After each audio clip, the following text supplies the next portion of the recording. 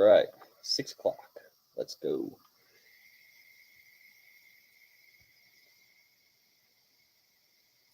Okay, it says it's time. Yep. Yay. Welcome, everyone, to Down Home Crypto.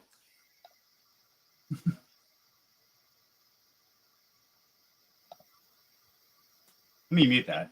Okay, that makes more sense. All right, time I guess. Yes, 631N. Lady Boss Nat, love you, dear.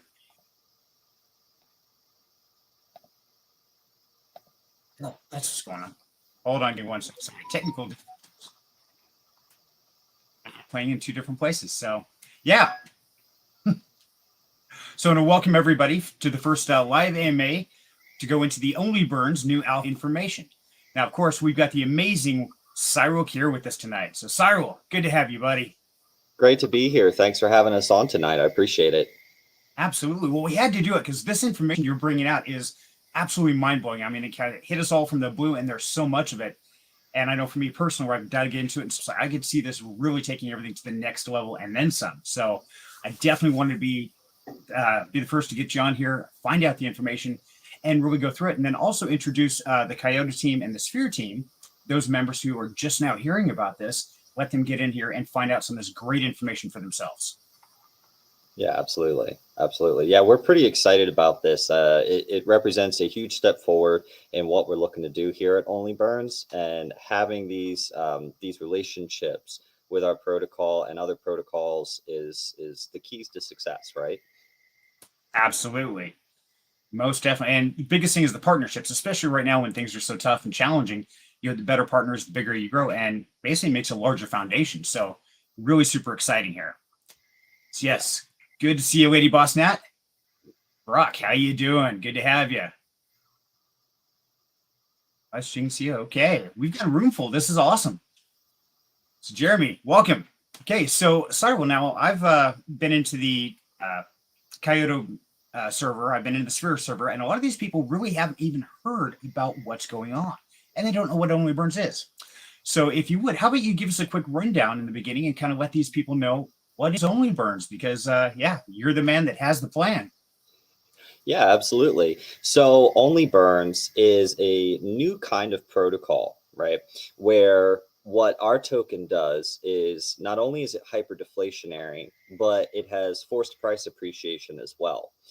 And users from other communities and other projects can leverage our ecosystem to cause price appreciation and supply reduction of their own tokens via a leaderboard voting style system. So essentially the way it works is other people from other communities can come, they can buy some Oburn, and they can take their Oburn and vote with it for the protocol that they came from, where they maybe have a larger bag over there and they want to see the price go up. And if their project is in the top 5 on the leaderboard at the end of the month, then all the funds that we've collected via buy tax and from the initial starting amount that we put into the burn wallet, they win from that, right? So our buy tax is collected in BUSD, not our token. And oh, I see the little infographic over here. So yeah, that infographic, I'm going to have to update that from USDC because that's from when we were going to be launching on Polygon. But essentially users, they purchase Oburn with BUSD. And then prior to that transaction taking place, Kyoto Swap is routing through our smart contract that then takes 10% of the BUSD and sends it to the burn wallet. And that burn wallet is where we collect the funds over the course of the month. Now, and then it interacts with the LP on Kyoto Swap and sends them their tokens. So these funds are collected over the course of the entire month. And then at the end of the month, those top 5 protocols on that leaderboard receive a buyback and burn from our protocol with the funds that we've collected. Okay. Now, there's something really interesting here that I found fascinating when I was doing my deep dive into this, is literally when you buy into a protocol, typically your money goes into the protocol, into the liquidity pool, and then all of a sudden they take out the stable coin or whatever it is to pay the fees for the devs, the servers, and all that kind of stuff. Now, you guys have a really, really unique aspect here where as the money is going in, they literally shave off that 10%. And so it has no effect on the price, which is absolutely brilliant. I have no idea why people haven't come up with this sooner. So how did you come up with this idea? I mean, that's really, really mind blowing that nobody's done this. Yeah, well, I've been, especially during the rebase era last year, right, when a lot of projects, had those taxes and they were essentially collecting those taxes. The way decentralized exchanges work is they collect the tax in your token, right? And then the protocols, the only option that they have is to then sell the tokens to actually get the funds out, right? And that causes those big red candles, a lot of sell pressure, the contract sells. And we wanted to avoid all of that. And so we had this really cool smart contract put into place that interacts with the LP pool directly. And so Kyoto Swap, they, instead of routing the transactions directly to their LP pool, it routes to the intermediary smart contract, which we're having audited by InterFi to ensure user security. Yeah, and see that to me just makes perfect sense. And yeah, like they're saying here, this is wild, no contract sells because yeah, we've all seen those huge red candles. Like, oh, that's right, they got to pay for the servers, all that kind of stuff. So yeah, that's one of the first things that really personally jumped out to me. Now, the other thing is the sale tax. Okay, this is another one of those things. Like seriously, it's a joke, right? And I really want to know how you figured out because if you guys haven't heard yet, when you go to sell your Onlyburns, okay, of course you're going to have a 10% sell tax. That's pretty normal, and we know that's when most people take the fees to pay the devs or make their profits, whatever. And Cyril, you, however, are taking that 10% and you're literally going to throw them away. You're going to burn them up. What in the world is with that, man? I mean, you got so much money, you got to burn it away. That's amazing. Yeah, well, the idea here is we wanted our token to be hyper deflationary, right? Not only are tokens being burnt as people are backing the vote with governance weight, right? Because when you vote for a protocol, you assign an amount of Oburn to it, right? And then that burns that Oburn. So we have the deflation from that. We also have the deflation from that 10% of sales, right? And those just go straight to the burn wallet, or the dead wallet on BSC, that 00 dead address, right?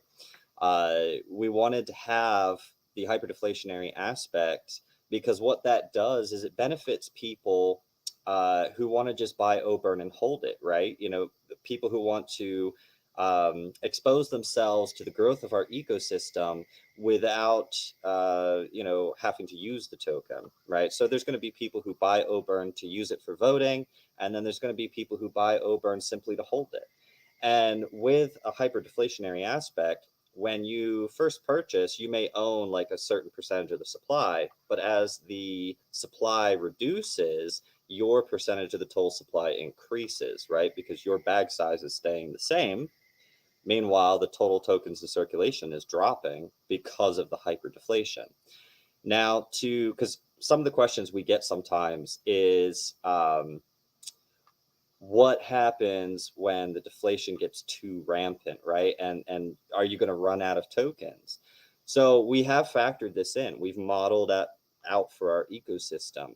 In our contract for the token, we have the ability to lower either the buy tax or the sell burn independently. And once we lower it, it's hard coded in there that we can never raise it again. So it starts out at that 10% in, 10% out, and it can't go higher than that. The only thing we can do is reduce it. And once we've reduced it, it can't go back up to what it once was. We do also have a holiday feature in there that allows us to temporarily suspend all taxes because we thought it might be good to have that. Maybe there's going to be an event in the future where we want to be able to just temporarily suspend the taxes and then reinstitute them after the promotional period or whatever is over. But yeah, so that was kind of the plan behind having that sell burn. We're set up so that we can operate without needing to collect funds from the sell burn as well. So instead, pass that benefit on to our holders by increasing their total percent of the supply that they own through the deflation. Okay, so now I want to interrupt you real quick, sorry, because do you realize you're doing finances completely wrong, brother? I mean, you gotta stop. You gotta take this back because you're throwing money away. You're benefiting the holders. You're winning your own tax, and you're running on literally 1%. The entire protocol runs on 1%, guys. So if you do the math here, think about it. Okay, so you got a 10% tax in, and 90% of that goes into the coin bag that's going to buy and burn. Mhm. That's 10%. Then you've got your 90% coins. Then when you cash out, your 10% tax there, well, that gets thrown away. So you're literally running this entire protocol on 1%. And on top of that, you can never raise the taxes. You can only lower them. Okay, that's like backwards. What are you thinking, man? Okay, you got to go back to financial school because you're doing this all wrong. Anybody else agree? Cyril is doing this totally wrong. This is not how DeFi works. This is how it should work, however. And that's one reason why, personally, I am very passionate and I absolutely love this protocol because you're taking all the right things and you're putting them in place. And you've already proven through your history that you can make this work. Mhm. So Yeah. See, you see a lot of protocols that maybe have a really large treasury, but their token is kind of floundering, right? right. We saw that. I mean, just look at Ohm, right? The grandfather of the rebase protocols, essentially. With Ohm, they have a massive treasury, but their token is in the dirt, right? Right. Imagine if they took their treasury and through all the farming and profits that they were generating with it, imagine if they took 30% of all the profits that they're generating on their $100 million something treasury and used it to purchase Ohm. There you go. That would definitely solve a lot of problems there. Now, a Yeah. lot of people here may not know your background, Cyril. Now, for those who don't know, Cyril and I got to know each other on a couple of Yabonks' live streams where we were there for 12 hours on one, another, I don't know, 6 or 8 on another. Yeah, we've done some marathon meetings and AMAs and live streams, but we've also done a lot off camera as far as just converging and really learning and growing. Now, for the new people here from the Kyoto or the Sphere protocol, this sounds great, but they might want to know, hey, what is your background? What does this guy think? Who does he think he is? What kind of experience has he got to really know he can make this work? So, I want to hear it. How did you do this? How do you know this is going to work? Yeah, absolutely. So I started off my journey into investing about 13 years ago. I started off with your typical stock market, and then I moved into trading like blue chip cryptos on centralized exchanges about 9 years ago. Started trading it on the forex markets about 7 years ago, and that's when I realized the beauty of leverage trading on the forex markets, right? And the broker that I have allows me to trade cryptos, which is great. From there, about 4 years ago, I stepped into DeFi, and it was a bit of a culture shock, right? Because I came from traditional, stock investing, the centralized exchange, blue chip crypto, just purchasing and selling when it gets higher, and DeFi, it's a little more of the Wild West, right? So I really liked what I saw though, just with the potential innovation in the space.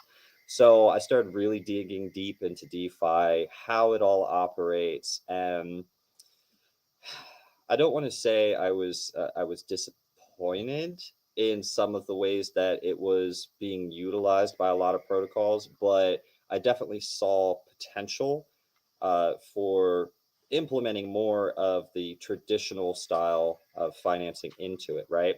Where you have a dividend stock, and okay, it's got real deep liquidity, and it pays out, for holding it and things like that. And so I wanted to bring that kind of into the DeFi space.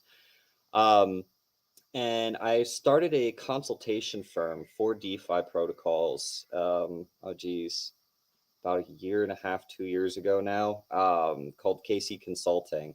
And I only recently launched the website for it, the Discord for it. Previously, I was just kind of doing things from the background, right? Um, and one of the things that KC Consulting does is we help protocols figure out their tokenomics, figure out, map out their ecosystem so that it's sustainable long term, and we help people who have a really great idea apply it in a way that actually makes sense as a project. And we've had companies like Neo Masterpiece Films. They're bringing films to Web3. They worked closely hand in hand with us in the beginning when they were really trying to figure out, okay, how do we make this work in Web3? Overnight Finance, worked with them. We helped them figure out a couple of utility use cases for their token, do some behind the scenes consultation stuff with Sphere. Um, but yeah, I'm not going to go through the whole ARM list. You guys can see that over on the website. But yeah, and I started business management when I was 18. My best friend and I at the time lived in rural Virginia, which was in the middle of nowhere. All you had was dial up at 14 kilobits a second, or you had satellite internet, which was spotty as all get out. Get a little bit of cloud coverage, and it's done. So what my friend and I did, we hated not being able to check our email if someone sent us a picture, right? So we actually purchased a fiber optic backbone from Mid-Atlantic Broadband Cooperative, and we started a wireless internet company. It was microwave point-to-point high-speed broadband internet. We got around like the restrictions by setting them up as ham radio towers and then leasing the space beneath it for our equipment, because ham radio towers are federally protected. You can put one up and you don't have to pay the communications tower licensing and fees and everything like that. And we ran that business for a good little bit. And then the FCC changed the regulation stating you had to purchase the right to use the frequency. So we wound up having to kind of liquidate that. And because Verizon bought the rights to our frequency out from underneath us for $1.5 million, and we couldn't really make a counterbid at the time. But it's not a bad deal. If somebody walks in here, here's $1.5 million. Have a nice day. I'm good with that. I would be totally great if that was to us, but it was to the FCC. Ooh, that's not okay. That's just not right. Yeah. So we so my background is in the business and everything like that, and in the finance industry, and I just wanted to bring that to the DeFi space. So you have a pretty extensive background here, and now that's really impressive right off the bat. Now, KC Consulting, for those who don't know, this is the guy that everybody else has to come and answer to. They've got to give him his ID, have to verify him. He does the docs, KYC. So I'm going to ask you a fun question here. So if you're the one who verifies security, what happens if you rug pull? Do you like arrest yourself, or how does that work, man? So fun fact, I believe our what is it? Yeah, I think you're the biggest holder. So my best friend over here, who's actually listening in person, you'll see him as 631NJ down there in the comments. He's our largest holder, and he knows where I live. But no, in all seriousness, I'm also KYC'd with the Obsidian Council, and I am currently in the process of full on KYC/doxing to the individuals over at Kyoto, just as an additional measure of security. But yeah, so I'm publicly doxed, publicly KYC'd with the Obsidian Council. For those of you who don't know, if you're just now hearing about Onlyburns, my legal name is Joshua Hood, but I've gone by Cyril Kier since I was 18, and so my entire digital footprint is under Cyril Kier, and so that's why I just kept the username. But yeah, that's my name. Fair enough. Okay, so we've had several questions rolling here because we've got a lot of new faces, and for those who don't know, that's Cyril Kier over there, and I'm Serenity. Nice to meet you. Glad you could join us here. And yes, this is kind of cutting edge. It's just going out, so the Coyote Swap people are going, wait, what is this, people? We got to go see it. Because I think Onlyburns was the first one to announce this. So we're kind of on the cusp of information. Everybody's showing up now. Find out. Kyoto actually just announced that this morning in their launchpad, their launchpad announcements on their Discord. They announced that Onlyburns is the first token that's going to be utilizing their launchpad. Oh, perfect. Okay. Yeah, when I went over there to talk to the moderator and said, hey, can I post the AMA up here? The guy's like, I don't know. Does that have anything to do with Kaido? I was like, Yeah, I hope you know. Poor guy. It was Adam. He's a real nice guy. Great moderator. Very professional. Very cool. Really like him. So it was just kind of interesting because at first he didn't know who Onlyburns was, and so I think we're going to find a lot of that, and we're going to end up with a lot of people in here asking questions. So yeah, throw them on the screen. We'll get to them. And you know what? Cyril and I have got a long relationship of 12 and 14-hour AMAs and stuff. We're good. We will be here all night. In fact, somebody challenged us to break the record with you and your bonks. Now, that was only, what, 9.5 hours? Okay. Let's hold that thought because I will say I have not eaten yet today. And the wife is making this really amazing, basically what we call cowboy chili. And so I am looking forward to that. So maybe what we'll do is we'll have to schedule a long stream for another time. But I don't think we're gonna be going after that record today. I don't know. I'm sure BTK could jump in your place, let you go eat some grub real quick, come back. Yeah, we'll just rotate it. Okay, well, you get your chili first, then you guys can swap. We'll tag team this. Totally get it. I'll bring you bonks in. He can rotate in for me. Yeah, we'll just rotate around. It'll be great. Oh, there you go. See, always thinking, man. Always thinking. Yeah. So, wow, I forgot where we're left off. So, some of the questions they asked now: has Oburn officially launched? So our set launch date is February 1st, right? See, initially when we were doing our pre-sale over on Polygon, we kind of ran into the problem where there just isn't enough TVL on Polygon right now to have a project of this nature really launch. And Polygon is more of a business-oriented chain. And while we love Polygon and we love the things that they're doing, they're just not quite at the level of BSC yet. So we were in discussion with Kyoto. We started talking the week before Christmas. I think it was like 4 or 5 days before Christmas. And then we went from, chit-chatting. We spent a lot of in-depth conversations lasting for hours, just really kind of getting to know one another and make sure that we were the right fit for each other. And we firmly believe that we are definitely the right fit. We have very similar mindsets into where DeFi can go, innovation in the space. I love the regenerative finance aspect that they're building over at Kyoto. And so we are in the process of, we've already migrated the token contract over to BSC. We are going to be handling the airdrops for anyone who purchased during the pre-sale. That'll all be squared away. You won't have to do anything. Just sit back, relax, put your feet up, and we'll be listed on their launch pad under coming soon. There will be a countdown ticker. They should have us up there. I believe they said by the end of this upcoming week, right? They'll have us listed on there. There'll be that countdown, the description, resources for you to check us out. Because as always, do your own research. Make sure you know what you're getting into. Make sure you see where we're trying to go. Make sure you agree with what we're trying to build here before going and doing anything, right? Always do your own research. Don't take my word. Don't take his word. Don't take Joe Schmo down the street's word or Jerry from accounting. Don't take his word either. Do your own.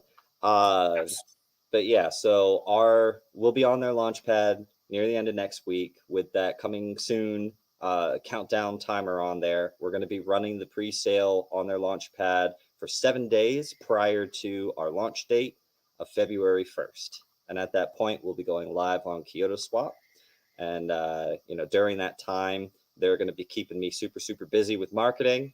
They've already started filling up my schedule, events with YouTube videos and AMAs, and we're going to be busy, that's for sure. Absolutely. So now if somebody has gotten into Onlyburns beforehand, over on the Polygon network, even if they got their pre-tokens, what are they going to have to do to get those tokens to the Binance Smart Chain? How's that going to work? Absolutely nothing. We will take care of all of that. We like to keep things as simple as possible. We don't want to have to give people tasks to do, right? You get enough chores at home, and you don't want to have to deal with chores here. So yeah, we're going to take care of all of that. We just had finished putting together the script that we're going to run. It'll handle all the airdrops straight out of the holders list. It'll take care of all of that. Okay, so nothing they have to sign or give permissions. Nope. Doing nothing. They Nothing. could be out of the country on vacation and it's all taken care of for them. Yep. 100%. Why 100%. can't life be that easy all the time? That would be so nice. We like to And make things easy, you know? yeah, Um, you've done well for sure. So now let's go back into the Onlyburns protocol itself. Now we talked about the buy tax and the sale tax. mhm. Excuse me. But essentially the use case. Now this is where I find it really, really unique. So you guys are actually going to, well, how about you break it down for me as for the people that haven't been here before? How is the Onlyburns going to be utilized? What's our number one utility? So the first and foremost utility, setting aside the hyperdeflation, setting aside the price appreciation, because that's benefiting you if you're holding it, right? But how do you use it? What do you use it for? Right. So let's say you have a bag, you've got like a Million Oburn or whatnot. You would take some of the Oburn that you have, and you would vote for projects that you have another bag in. Let's say you're invested in uh, Kyoto's token. You could take some of your Oburn that you have, and you could burn it for your vote through our vote app, and then that puts Kyoto on the leaderboard. Now, the more Oburn that is backing people's vote for Kyoto determines its location on the leaderboard. And first place, oh, there we go. We got the graphic. Can you make that There you graphic go. bigger? So perfect. So first place at the end of the month, 60% of all the funds collected go to buying back and then burning those tokens. If you have, let's say you've got, I know Kyoto, they have their OTC. What we would do is we would come in and we would just keep buying everything that comes in on that OTC until we've hit that total funds allocation, and then we burn them.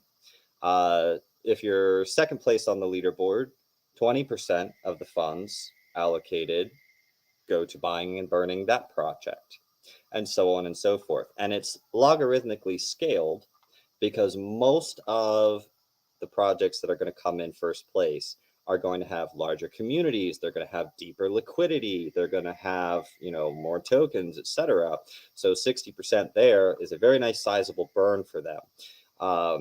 And then projects coming in second, third, fourth, and fifth, they're probably going to be smaller. They're going to have smaller liquidity pools. They're going to have, and so it would still be a similar effect on their chart when we come in and do the buyback and burn. Just as an example, like coming in first place, Sphere Finance, if they, based off their liquidity pool, if first place is getting like $18,000 allocated to buybacks and burns, that would be more than a 10% jump on their token price. And so what you can do for utilizing Oburn is, let's see, you've got a bag of Kyoto, you've got a bag of Sphere, you got a bag of MDB, maybe you have a bag of some random token that you wanted to see have the price go up and their supply decrease. You would use Oburn, vote for that to get your project on there, so you get the buyback and burn, which causes the value of your bag and that protocol to go up. Okay, so let me get this straight. I'm going to put this in layman's terms for people like myself. Please do. So if I have, let's say, my Oburn bag over here, okay, and I have, okay, so Kyoto bag, Sphere, whatever you want to call it. Okay, so I'm going to take a few He's coins. got the money bags. I do. They're not full of money. I'm going to take a few coins out of my Oburn. I'm going to lock those away for my vote. Those coins are going to get burnt, right? Yeah. So that right there helps this bag go up, essentially. So by spending it, I'm actually raising the price of my Oburn. But I'm going to vote on this bag. So if he gets the highest vote, now, of course, he's going to get a huge pump. So he's going to go up, and he's going to go up simultaneously. So I'm literally like double fisting this all the way up. This is insane, man. This is like, yeah. Okay, so, yeah. Okay. Does everybody understand that? Because this kind of concept really blows my mind. The utility case isn't, well, you go stake an NFT and you plant a tree or that. But that's part of this too, and we'll get into that here a little bit later. But, I mean, this is really, really unique. How in the world did you ever come up? Wow, did my camera freeze? I did. Okay.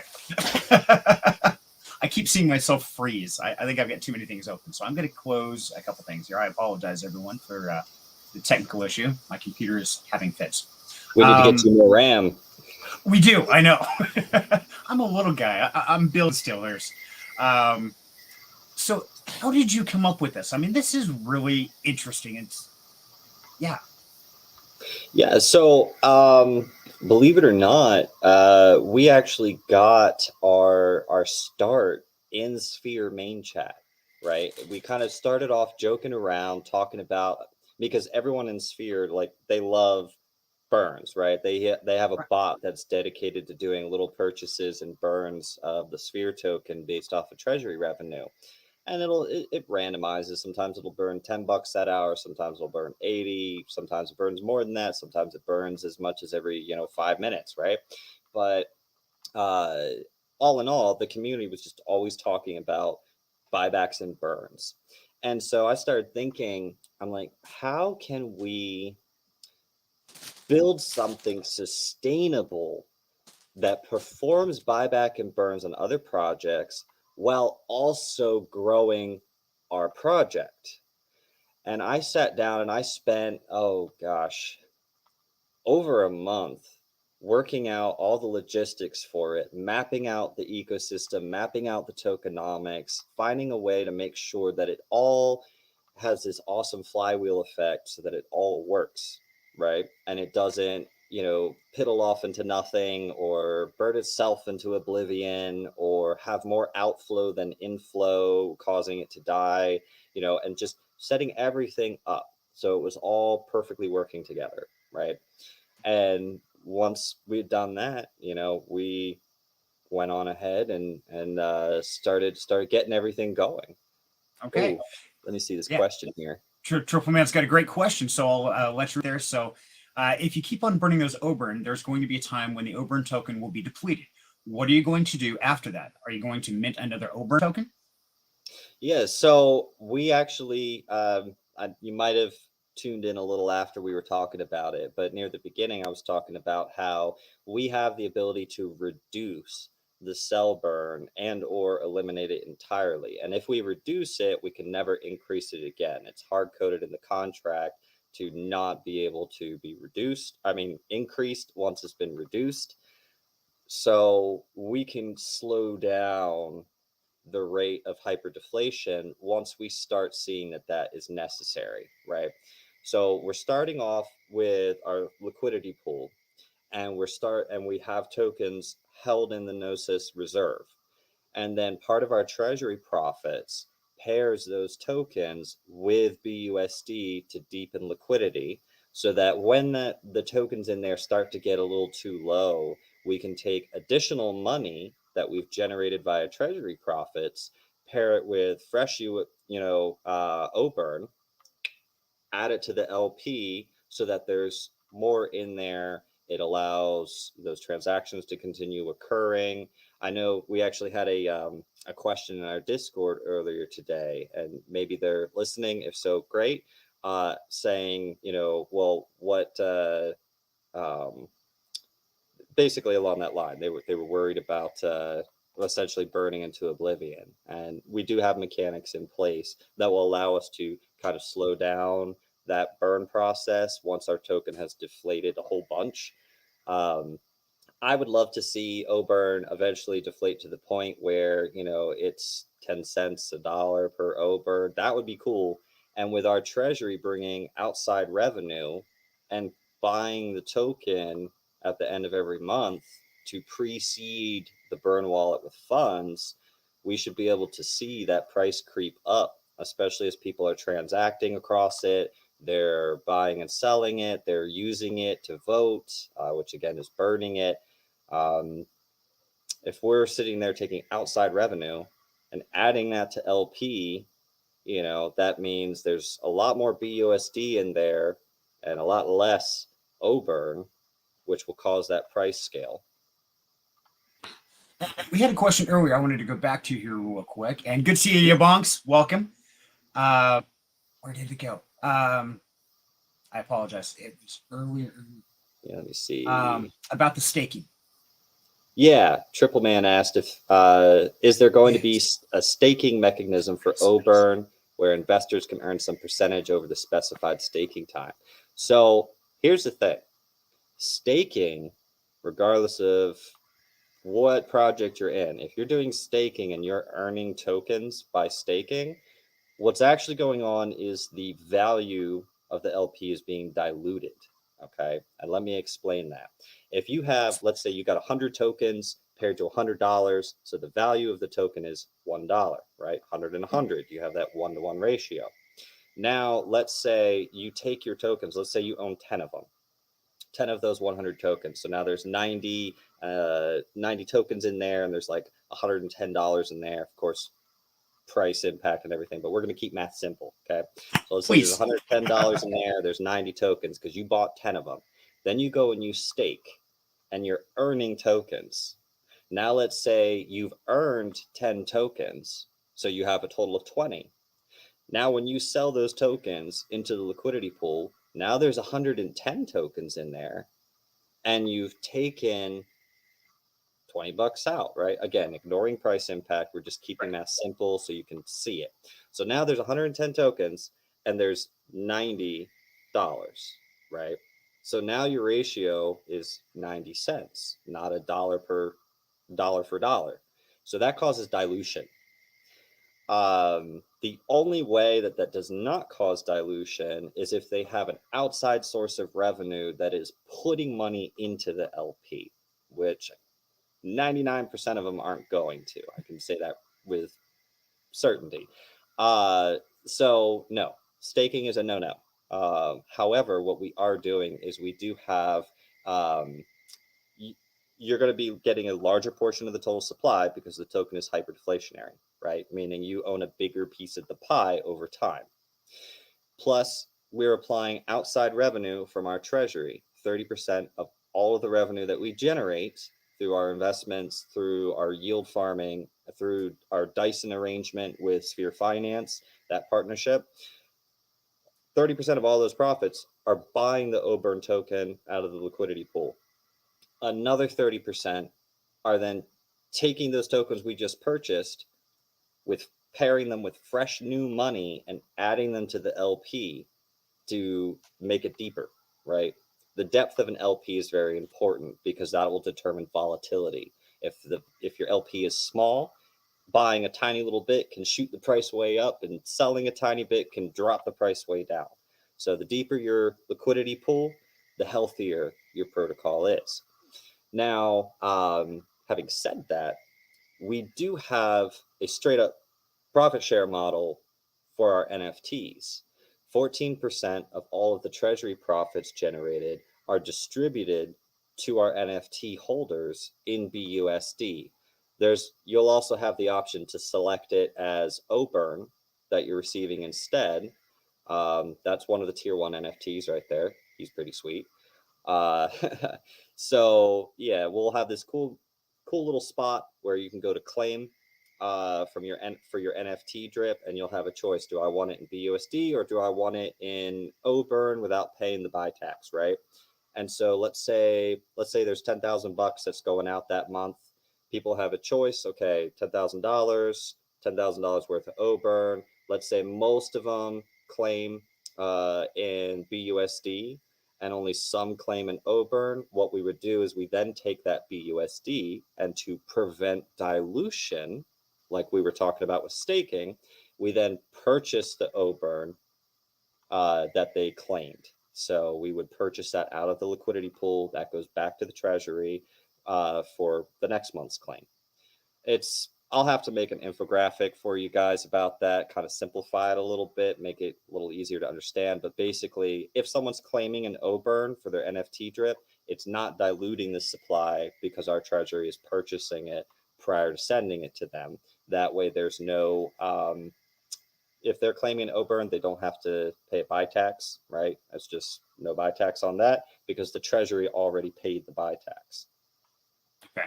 And yeah, I was looking for the infographics. Like, I thought I had something like that, but I don't. So yeah, that would be great because I would really like to share something like that. And so yeah, I think we've covered the buy, the earning. Now, of course, back up a half a step. My brain's faster than my mouth. So once you get into it, and you've got your Oburns. Now you can utilize those, of course, to vote. Mhm. And then you're saying that the Oburns that we're holding, even if you've got an NFT and you're earning that way, it's still not diluting that market cap. That's Correct. those are what we bought in and then paid out. So it's not Correct. just unbalancing our liquidity pool, which we've seen time and time again. So Yeah, yeah, in order to be fully sustainable, you need to not have dilution, right? If you're a protocol that has some form of inflation, it needs to be something like crazy low, like 2% a year, right? Not none of these, 2% APY per day or any of that nonsense, because that is heavily diluting your liquidity pool. And that's where a lot of these projects, I mean, we can look back on the rebase year of 2022 and we can see what their charts look like, right? And that's right. because of dilution.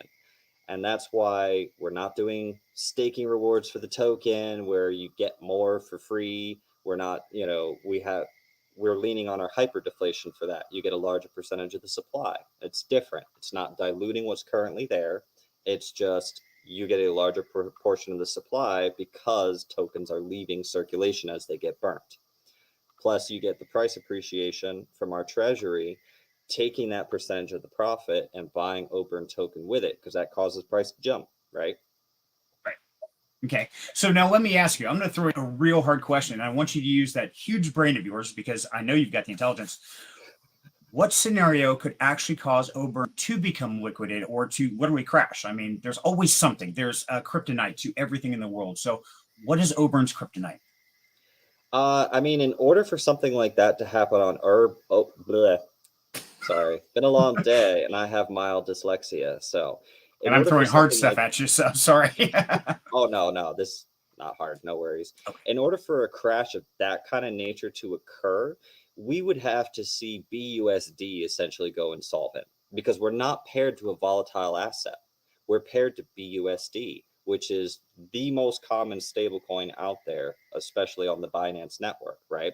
So, if you're paired to a volatile asset like ETH or BNB, when they're going down, it's dragging your price down with it, right? Right. Even if you're doing fine, even if nobody's selling, it's still going to drag your price down. Well, with being paired to BUSD, our price is our price. There's no outside forces affecting that. The only and I mean, once our treasury mechanic is fully operational, which that kicks in after we complete the sales of our NFTs, once our treasury is now taking 30% of its revenue and buying the Oburn token, it creates that flywheel effect. If nobody was buying or selling, the price just kind of creeps up by itself due to our treasury buying. If people are selling at a rate equal to what the treasury is purchasing, then it just kind of goes flat. If people are selling more so, then it comes down until the sell pressure wears off, and then the treasury brings it back up. So we created a cyclical um, flywheel that's being fed from outside treasury profits. It's like a water wheel, right? You ever see those old water Oh, yeah. wheels and they spin around through new water that's flowing through, right? Okay. And so you have a positive gain, and that's how you generate electricity. What a lot of protocols that have a flywheel are doing is they're then using electricity to pump that water back up and pour it back over the wheel to spin it around. And that works for a while, but you run a deficit. You're using more power to pump that water up than you're generating, right? So over time, the price works its way down. Okay, so you're saying once that Oburn's launch or only launches, then even if no new investors come in, we don't have to worry about that bleed out effect like we would see in staking or rebasing or any of those protocols. It's literally going to be self sufficient. Yeah, that's what we're shooting for. So like I said, there's probably about a 2, maybe 3 month period before our treasury kicks in full swing. But we'll have some treasury farming right off the bat, right? After we hit our hard cap here in pre-sale, we have 200,000 that's getting allocated to immediately start farming, to start building up that treasury so that it can start generating that revenue that is going to feed the ecosystem. once our NFT sales are completed, that then bumps the treasury up to right around $1 million, right? Which staking, stable farming, generating revenue, utilizing our new partnership with Sphere for the Dyson pools. They're making those custom Dyson pools for us. I'm not going to go into the logistics of how that all works because it's fairly complex, but it will allow us to generate a really solid revenue yield with our treasury, which then, of course, benefits the ecosystem because we're using the treasury profits to buy back the Oburn token. And yeah, that's one thing I want to get into a little bit later on the Dyson, but I want to make sure we covered all this kind of stuff first. So if you would, before we jump into the NFT side, because I've seen a lot of questions there, and yes, I'm not forgetting you guys. Now, the revenue farming, tell us a little bit about that. Because I mean, like we talked about before, you're only getting 1% the initial investment, and you're going to start revenue farming with that, and that's going to turn into $1 million. I really want to hear the magic you're going to do here, because this is fascinating, buddy. I want to know what kind of voodoo you're going to work out there. Yeah, absolutely. So this is the way that it operates. And I'll kind of walk you through step by step of what our protocol is doing, how the treasury is going to look at each stage, etc. So at hard cap sellout of our pre-sale, we're going to have the initial amount that we allocate towards creating the LP. Our LP is going to total about 600,000 at hard cap. And then there's an additional amount that's raised in the pre-sale that is allocated towards that initial treasury, and that'll be right between like 200 to 215,000, right? So that's the treasury that we initially start with at hard cap sellout. Now this treasury immediately goes over into stablecoin farming, the Dyson pools, which are Uniswap v3 exotic strategies with a fancy auto balancer. That's what Dyson is. And you can generate some crazy yields on Uniswap v3. Like, oh my gosh, some of the pools that I've seen generate over like 20,000% APY. It's ridiculous. So we're going to stay with the safer pools, closer to between 90 to 187% APY, right? With what we're farming in Dyson. Still good. That's still way good. It's very good, dude. Yeah. On a treasury of $1 million, at 187% APY through Dyson pools, assuming like even at 90% APY with a Dyson pool, so it's like half of the estimate that we're seeing. Our treasury would be buying back about $25,000 worth of the Oburn token every month. That's a huge chunk right there. It is a big chunk. At the average estimate of 187% APY with Dyson strategies that we'll be in, it would be buying back $46,750 worth every month. So, yeah. Which again, the treasury wallet is not exempt from taxes. So it takes and precedes the burn wallet with those taxes, right? So we do that buyback at the end of the month, precedes the burn wallet with starting funds for next month for projects to fight over. That would precede it with like 4,600, give or take, already there for people to start fighting over to earn as a buyback and burn for their protocol. Right. Okay. So we talked about that first stage, right? When the amount that we would have to start farming with. When the NFT sales are completed, that'll be right around 470,000 in total sales with this 3 different stages that we're doing. So you add those together and you have $767,500, I believe it was. Now you got to figure there is that 1% of the buy tax that is going towards the treasury as well. So if we had that transactions going on in the meantime, going into that treasury, it'll have us right around $1 million in the treasury doing that farming in the different pools, the buybacks and burns, etc. The buybacks, not the burns. We're not burning our own token. Right. I mean, I guess unless the community votes for it, then we gotta. Now that'd be kind of cool. Okay, that's what we got to do. We've got to actually vote for Onlyburns for the buyback and burn. I like this idea. Yeah, I mean it's a it is a potential possible scenario that that could happen. But yeah, so that's the different stages of what our treasury accumulation looks like so that we can start doing that farming, start generating that revenue. I mean, we're going to be allocating a percentage to this really awesome trade bot that I've been watching for a while now, and it's got really great performance. It tends to generate, from what I've been seeing, about 13% a month, which is awesome. You Yeah. know, so yeah, and So not the guaranteed 2% per day we keep hearing about some of these other projects. Like, oh yeah, 2%. Yeah. those ones make me so upset because a lot of people wind up buying it, not realizing that, hey, the economics of this does not actually work like that. And really, what they're doing is they're just chopping everything up smaller and giving you more small pieces. It's like a share dilution, right? In typical companies, when they're like, oh, I know we have 1 million shares, and they're currently worth $10 a piece, but now we're going to have 2 million shares and they're going to be worth $5 a piece, right? It's the same thing. There's no new money. You're not making anything. You're just getting more shares that are worth the same amount. But and yet these protocols are able to get all these people to buy into it, and I don't know. It blows my mind, but And I think a lot of that comes down to lack of education and lack of knowledge. I mean, me personally, I'm just barely trying little trades here and there, and I'm losing my ass. It's not pretty.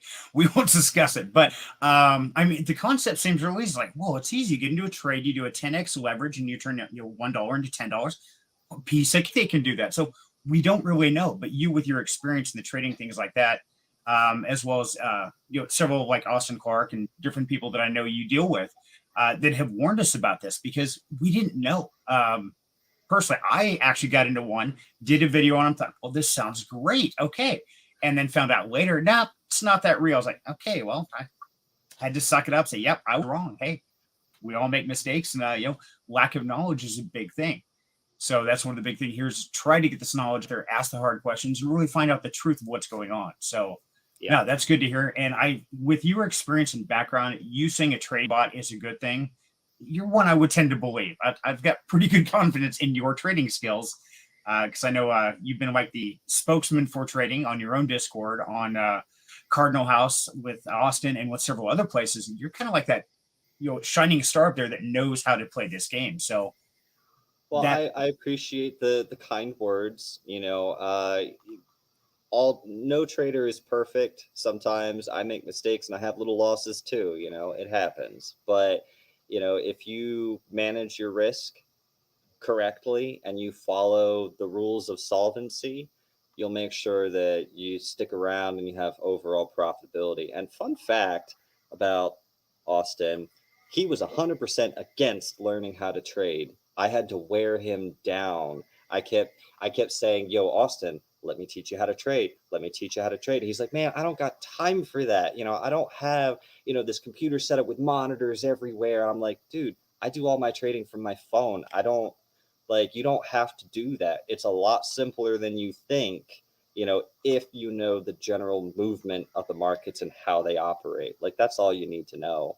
And so we met in person during a crypto meetup here in the Northeast we actually all met up in, what was that town? Carlisle, Pennsylvania. And we all hung out, and I'm sitting there. Now I've got a captive audience. Austin can't run away. So I'm like, all right, look, this is what you do. This is how you do it. And I explained to him the strategy that I use for trading in like 5 minutes. And I said, we're gonna hop in a trade while we're here, and I'm gonna show you. And so I said, oh, look, it bounced off that funky colored line. We're gonna hit buy. And then we did. And then I said, okay, cool. Look, it went too high up past this last funky colored line. So we're going to close out our position in profit. And sure enough, it started going back down afterwards. It's that's all there is to it. Like, you can have 800 different indicators that maybe dial in your trading strategy, but I just use 4 moving averages. That's it. I just use 4.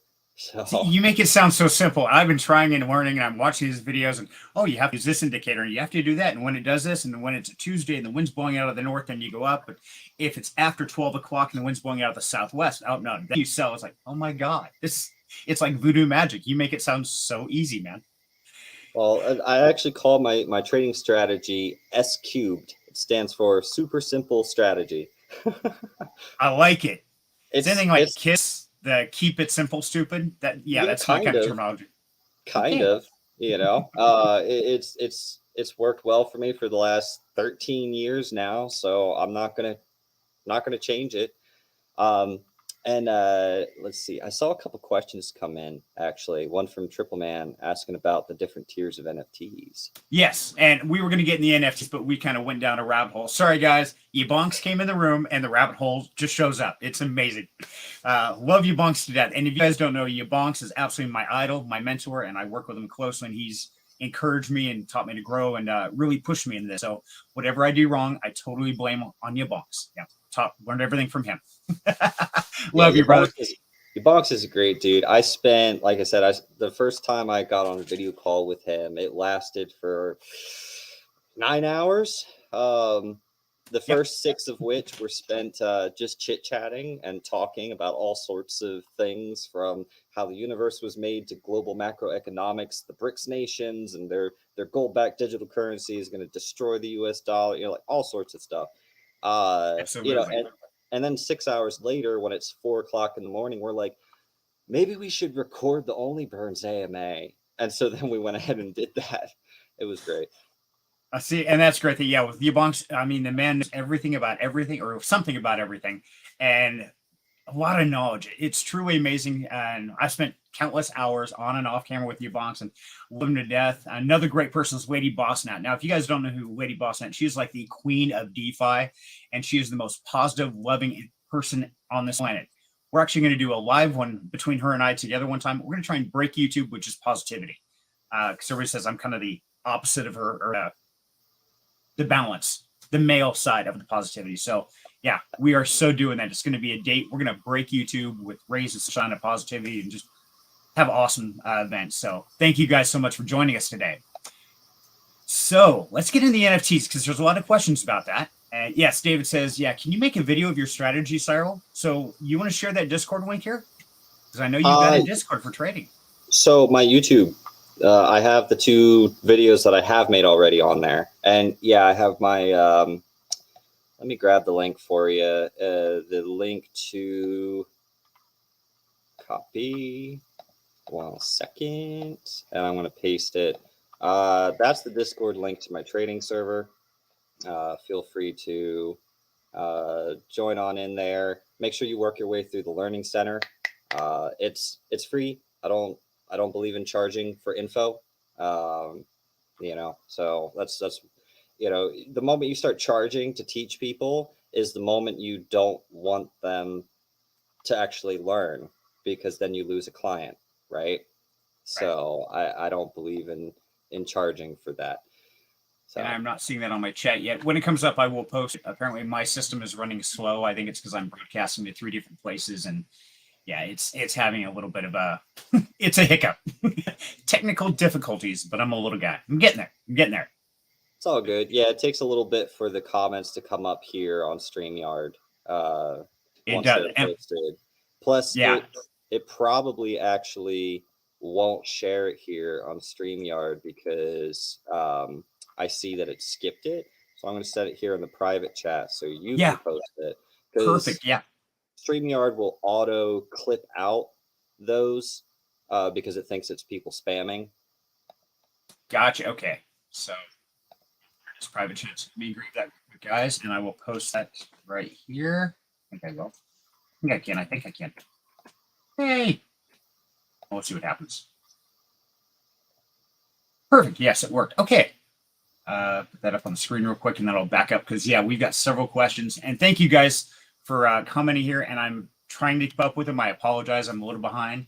But also, if you haven't read the little scrolling text there, Now, Cyril is going to give 25 million Oburn tokens to the best question asked tonight. So I really want you guys to piece this together, find the hardest thing you possibly can, and throw it at him, because he's got to pick the winner of that. And definitely jump in the Discord, the Onlyburns Discord, because you have to be a member there. And then subscribe to the channel, please. And that's it. So just do some great questions. We're going to keep digging through this. And I know we're kind of bouncing around, but it's hard to not get distracted with so many exciting things here, because there's a lot going on.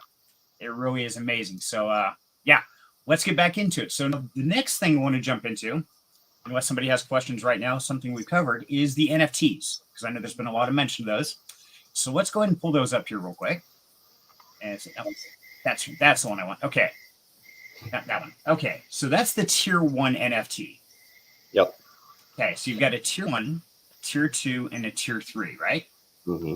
Okay. And so I've got the tier 3. There you go. Now he's handsome. Look at that. Look at that face. That's sexy. Beautiful eyes. But now you said the tier 3 are going to be an actual 3D model that's rotating. Is that correct? Yeah. Yeah, so the tier 3s were fully 3D modeled and fully textured, like all sides of it and everything. And those NFTs, just the tier 3, they will rotate. Like, so your actual NFT will be an animation that rotates. Okay. That's just a screen grab for teaser purposes. Okay, so now tell us about the 3 NFTs: tier 1, tier 2, tier 3. You want to give us a breakdown on those real quick? Yeah, I could do that. Okay. Or I can, either one. Let's see here. 1 second. All right, had to fix the setting. Sorry about that.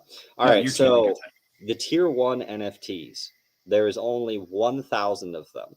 During stage 1 minting, they're $100 a piece. That'll be in BUSD. These NFTs provide a 25% boost when you're doing voting. So if you have your tier 1 NFT in your wallet and you have your Oburn, let's say you want to burn 100 Oburn to vote for another project that you're in to get them on that burn board, right? If you burn 100, it counts as 125 because it's boosting it by 25%. Tier 2, I'll wait for you to flip on over to the tier 2 ones. Sorry, I was trying to get caught up on comments. My bad. Thank you. All good. So tier 2, there's only 500 of. In case you haven't realized, we're keeping the supply very low. You want to, did I send you a picture of the tier 2 guys that you can pull up like full size for people? I do not. Oh, there we go. You can just click it there on the white paper. That's easy. It's almost like someone put it together in a very nice way. Wasn't me, obviously. Good man. See, Yeah. you are always thinking, Cyril. You're just brilliant, buddy. So the tier 2 NFTs, there's only 500 of them. Starting price during stage 1 minting is $250, and that'll be in BUSD. These guys boost your weight by 50%. So if you're vote burning 100 Oburn, it counts as 150, right? Meaning your vote goes further. You get more bang for your buck, right? And again, all of these NFTs receive a drip of BUSD or Oburn if they select it, as our treasury profits are cycling through. Now, tier 3, there is only 250 of these guys. That's it. That's all there will ever be. And then I sent you over 2 of the tier 3s. That one was just like a default teaser. Yeah, there's that guy. Did you save the other one? I didn't. I was just looking for that. That's the only one I got. Oh, no. I'm fired. Fired. You're gone. You're done. No, I'm just kidding. I'm out of here. So the tier 3s, there's only 250 of them. During stage 1 minting, they're 400 apiece. Now, these ones boost your governance weight by 100%. So if you're burning 100 Oburn, it counts as 200. These guys also, and the thing of it is, for that stablecoin drip, It's 14% of treasury profits divided equally among the 3 tiers, meaning tier 1, you receive less BUSD because there's more of the NFTs. Tier 2, you receive more BUSD because there's less NFTs, only 500 of them. Tier 3, you receive the most BUSD because there's only 250 of them. Oh yeah, go ahead and pull up those models. So this just shows you the development process for the tier 3 NFTs. We had them fully 3D modeled. This shows you the 3 different variations. There's like different colorings, different color fire, etc. He looks like he lifts. I just want to say he looks like he hits the gym. He does. He looks really amazing. So essentially the drip returns are going to be spread kind of evenly across the NFTs, but just because there are so many of the tier 1s versus tier 3, that's why they're going to get less returns than a 3 will. Right. So just as an example, like let me pull up the treasury model right here. Let's say our treasury is farming. Let's say we got $1 million in the treasury farming, earning that average target yield of 187% in the Dyson pools. There would be $21,816.67 that would be allocated to the NFT holders, of which it's divided equally. So 33% is spread out across tier 1. 33% is spread out across tier 2, 33% is spread out across tier 3, right? So now let's jump on. Okay, so that makes sense there. But let's say I buy an NFT and I used all of my money to do that, and I don't have any Oburns to actually vote on anything or nothing into. What can I do with that? So we're going to be launching, and we're aiming for end of Q2 with this because it's going to require a lot of fancy dev work for this, but we believe our team will be able to handle it no problem. We are launching a new style NFT rent marketplace. So in traditional NFT rent marketplaces, they operate off of collateral. So let's say Serenity has an NFT that has a utility and I want to rent it from him. In the old way of doing things, I would put up, say, $300 of collateral because that's what his NFT is worth. He would then transfer me the NFT. If I run away with it, he gets to keep my $300, and I get to keep his NFT. Now, I don't like that because when you have a project where the tier 3s have only 250 of them, and they also provide a stablecoin drip, you're not going to want to give someone the option to run away with it. No, not even close. So what our NFT rent marketplace is going to do is we will have a special smart contract that wraps your NFT. So let's say Serenity wants to rent out his NFT, his tier 3. Let's say he says, okay, for this week, I want to rent it out for $100. Okay, he comes to our NFT rent marketplace, he lists it up. I'm coming along, I'm from another project. I'm looking at it, I'm like, okay, I want to make sure my project wins because I want this big buyback and burn. How can I do that? Well, let's see. I could either buy Million Oburn and burn it, or I could go to the rent marketplace, rent his NFT for $100, buy Million Oburn, burn the Million Oburn, and it counts as 2 million, right? And so I'm paying, if he's renting it out for $100, I pay $115 to rent it. That $15 goes straight to Oburn, or straight to the Onlyburns treasury, which again, that's part of the revenue generation that then feeds into Oburn, right? So see how it's all cyclical and it all works together and benefits the entire protocol. So I rent it from him. Then I get to use it to boost my weight when I'm voting for my project. And this is where we come into the protocols like OtterClam and Firebird Finance that actually want to utilize our ecosystem. They both requested a whitelist for the tier 3 NFT so that their protocol could buy it And then their entire community, whenever they're buying Oburn to use it to vote for like AutoClam or Fiber Finance, their community would buy the Oburn, send it to the company wallet that has the tier 3 NFT, and then the company would do the vote. So it doubles the governance weight of their entire community, right? So there's a lot of cool things that you can do with it. As a holder of the NFT, you could rent it out to earn income in addition to the stablecoin drip that it pays out from treasury profits.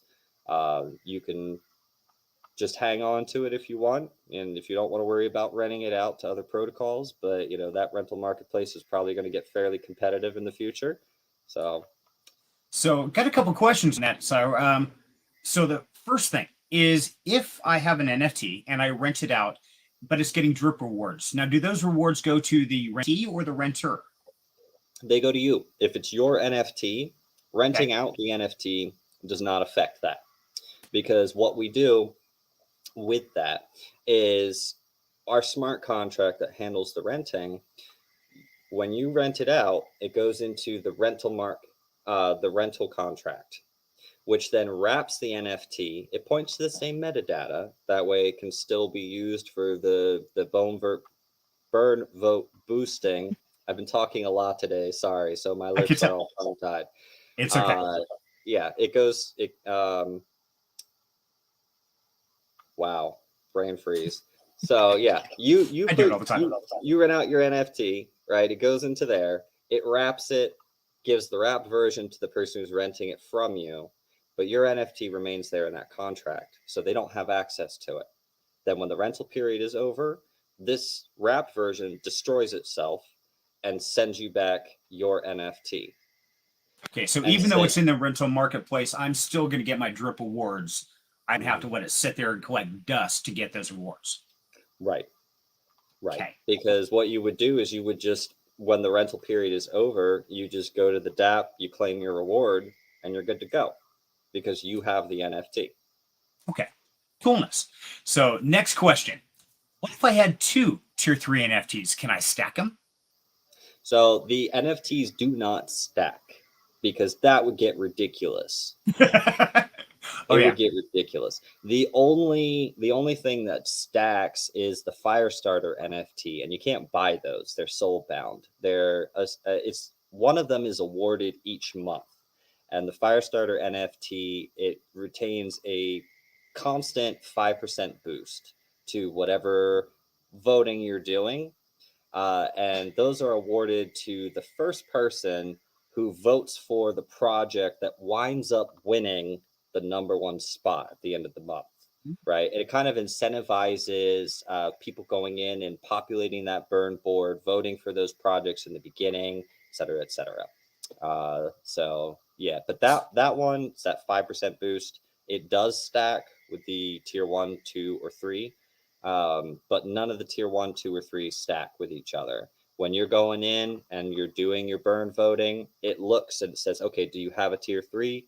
If yes, boost it by 100%. If no, check for a tier 2. Do you have a tier 2? If yes, if no, check for tier 1, etc. Okay. So there's really no reason to get multiples unless you're going for the drip rewards, the The drip renting aspect. awards, yeah, the drip awards, or if you're trying to become a landlord mogul renting out, these tier 3 NFTs. It's kind of what I'm thinking.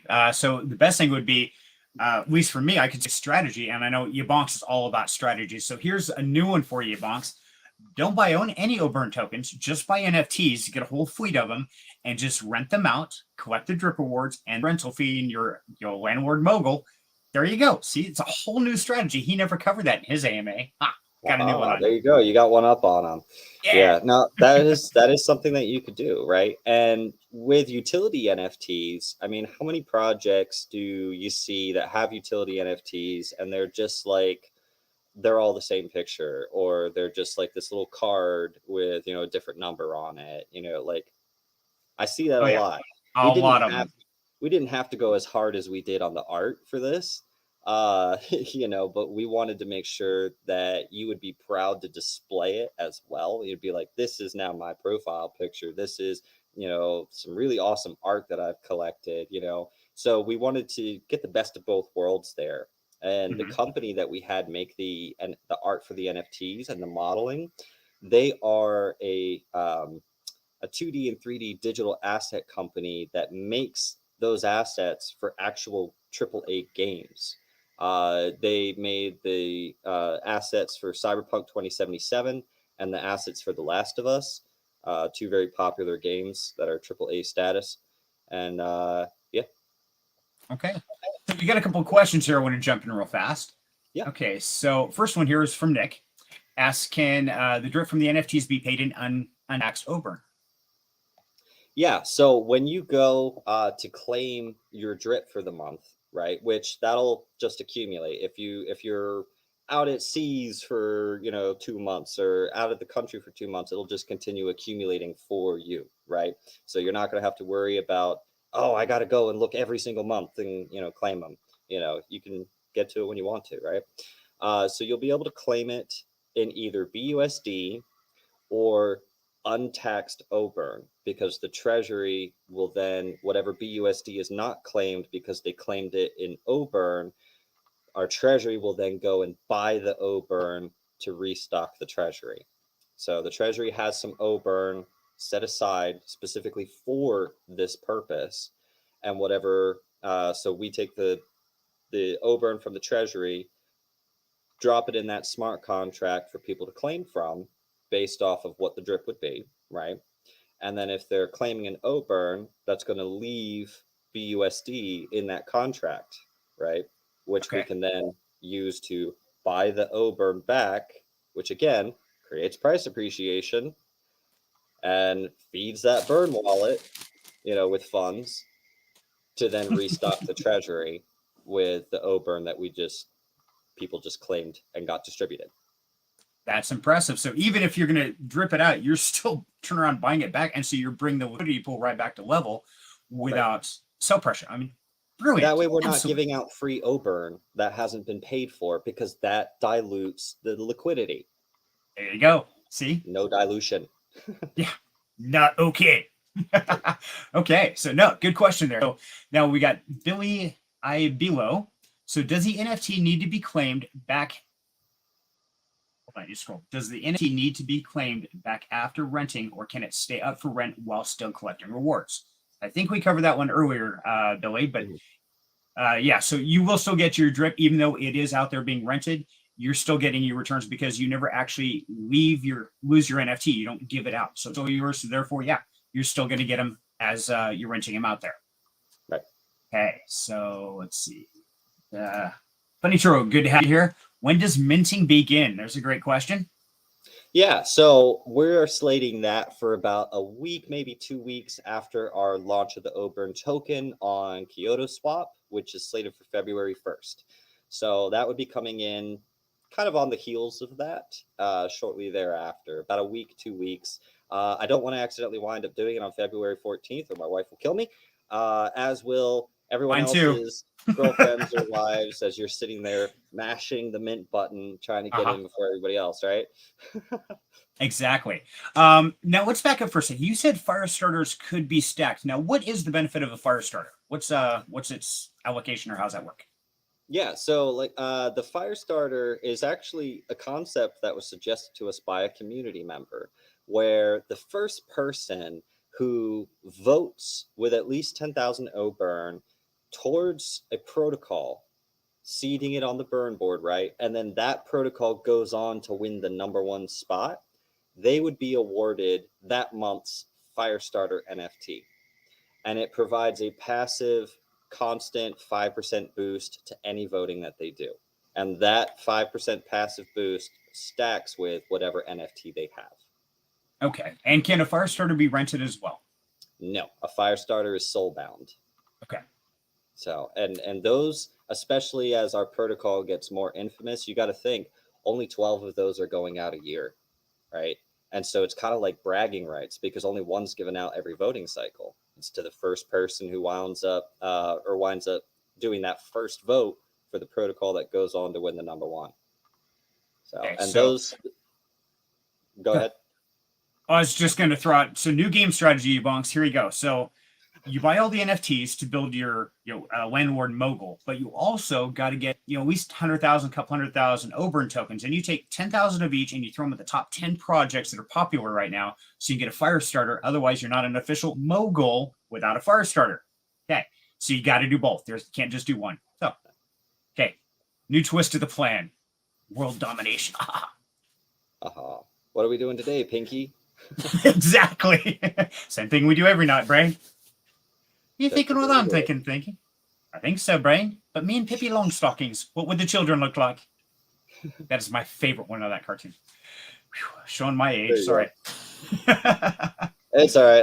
I'm up there too. I have a youthful face, but all the gray in my hair kind of gives it away. See, I don't know. That if you bonks, that's just part of that elfin magic going there. So yeah.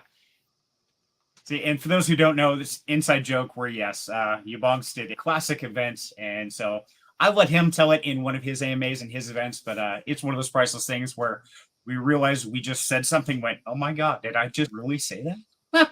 Okay, that's something new.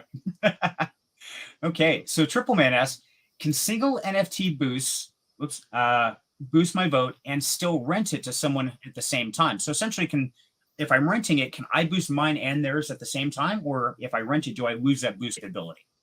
So theoretically, every NFT is a dirty little NFT because it likes getting passed around. Sounds so wrong, man. This is no No. longer a G-rated conversation. Sorry, guys. Oh, take it back. Take it back. So You dirty theoretically, every single NFT could be used to be voting up to 5 different times, right? Because the first time when you do your vote that month, then you could turn right around and rent it out for a week. That would be the second time. Someone rents it, they use it, and then the rent is over and it comes back to you. You could immediately relist it for a third time. And you do that all 4 weeks. So each tier 3 could be rented out 4 times a month, and you could have used it in between there. So yes. Yeah, that's beyond dirty. That starts with an S and ends in a T, and I'm not telling you what goes in the middle, but oh my god, that is brilliant. I mean, yeah, they are dirty NFTs. You ain't kidding.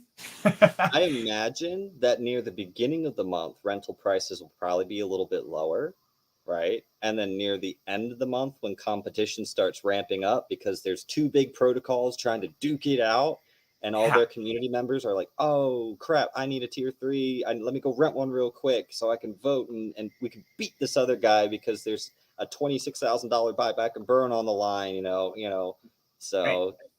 we'll see the markets kind of oscillate. It's going to be, and it's going to be interesting because I think there's going to be some unique strategies even we haven't thought of that people are going to be utilizing. It's like, hey, let's do this, let's do that. Now, let me ask you on that aspect. So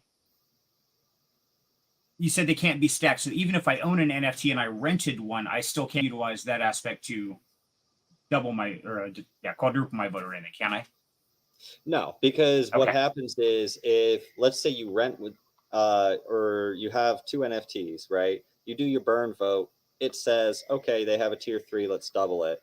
And then you rent it out, you still have a tier 3 NFT. If you did another burn vote, it would be like, okay, let's double it because you still have a tier 3 NFT. It's Okay. the same thing as if you did all of your burn voting under one NFT, it's going to double it. Or if you Right. So it keeps people from being able to game the system. And with the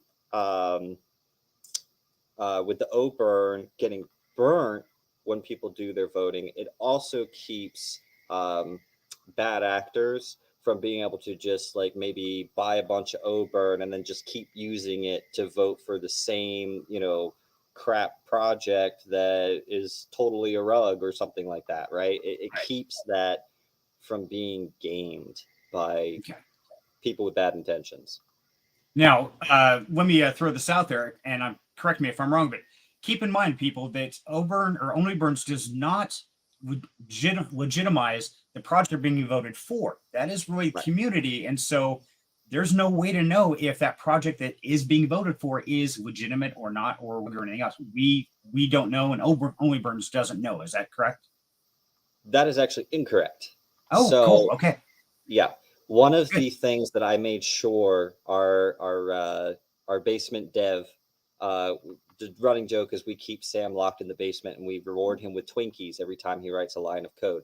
Uh, that's why he's so quiet in the Discord, because I always Perfect. have him working.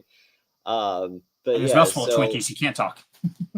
exactly, because he's coding so fast, right? It's like that meme where the guy's like pounding on his keyboard. Uh, yeah, yeah. So one of the things I said, I want to be able to adjust the name that is displayed on the leaderboard, because let's say someone comes along and they launch a token called K-swap, or they launch a token called Sphere, or they launch a token called MDB, trying to name capture, vote for that with a bunch of Oburn, waiting, thinking, okay, now everyone else is going to vote for this one too. They're going to be essentially throwing away their votes to this scam coin that then winds up winning, and then Onlyburns would take, however many tens of thousands we've accumulated for the number one spot and buy it back, and then they get to run off with all of that. So I said, I want to be able to make sure I can edit the names of what's on there. So if someone does that and tries to scam that way, I'm going to be going through and verifying that those are the legitimate contracts that are populating on that burn board. And the other thing is, the burn board itself, while what you would see if someone tried to scam like that, let's say you voted for Sphere, and so it populates Sphere Finance on the list. And then let's say an illicit actor comes along, launches a scam Sphere, votes for it, you would see two Spheres on the list. Okay. And so I can then go in and edit, and I can say, because it's a different contract, right? It's not going to file under the same name. It would create two instances of it. This way, then I could go in and say, scam token, and we Okay. could remove that from the leaderboard.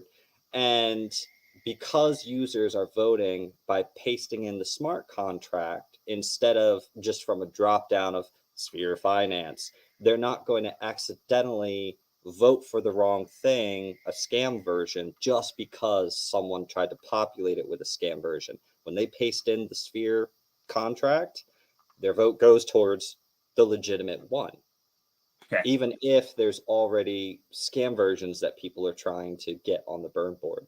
So So you'll just automatically roll that over into the correct one it was intended for originally. right, Okay. because it's based off of the smart contract, and we wanted to make sure that there's safety, that people can't come along and try to game it with scam tokens or anything like that. We're very much, safety and security is important to us. Absolutely. And with KC Consulting, I can completely understand that. So, no, that's really neat, because I really figured they would be like, hey, we can't be verifying everything, but dude, you're like the big brother. You are on top of this and have all the bases covered. I'm thoroughly impressed. So Thank you. I bite my tongue. I stand corrected. The master has taught me. Oh, Appreciate it. Yeah, okay. I just want to make sure that so part of the way that my brain works is, when I'm looking at doing something, I think of all the ways it could go wrong, right? Every worst possible scenario. And so I create a contingency for all those scenarios, because if you are a trader and you're trading the markets, you need to do that. If you're not doing that, you're doing yourself a huge disservice. Let's say you get into a trade thinking it's the bottom, but then it winds up not being the bottom, it was the top, and you get screwed. You don't know what to do, because you're like, oh crap, this is going down, I didn't plan for this. And then you get margin called, you get liquidated, and it's no fun. Yeah. My standard So response is, and that's about it. I mean, like, oh my start God, what are panicking. we? Yep, Yeah. exactly. So by getting in the habit of having contingency plans for, what if this goes wrong? How will we react? How will we stay on top of it? How will we bring it back to where it needs to be? You already know what to do, right? You're already ready for if your trade goes wrong. Same thing here with Onlyburns. I apply that mindset to everything I do. Okay, if I'm building it to do X, but someone finds a way to try to break it to make it do Y, how do we plan for that, right? And so this was our solution. Okay, no, that's brilliant, man. This is where the experience really comes into play and shines through on the Onlyburns, and everything about the protocol is really amazing. And I see where all this thought process comes from. I know you've got a team and everything else, but yeah, this is really neat because pretty much every question we've come up with or any weird contingency, you've got a response for. I thoroughly am Because we very plan. yeah. I do that for road trips, but not so much in DeFi. I mean, it's still the Wild West. It's like, hey, if I can even find a horse to ride in the Wild West, I'm doing pretty good. So, no, definitely impressed. So I think that covers the NFTs. So let's see, NFTs, booster stackable, NFT run, but marketplace. Now, when is the NFT marketplace coming online? Did we cover that already? We did. We're Okay. slating for near the end of Q2. Thank So you. it's and again, remember, please, roadmaps are suggestions. That's what we're aiming for. That's what we're trying to do. But you never know what kind of delays can pop up in DeFi. So, you got to be flexible. And that's the same reason why we're not talking about things that we plan on doing further out, because, I mean, I've got plans going out 5-10 years for this thing, right?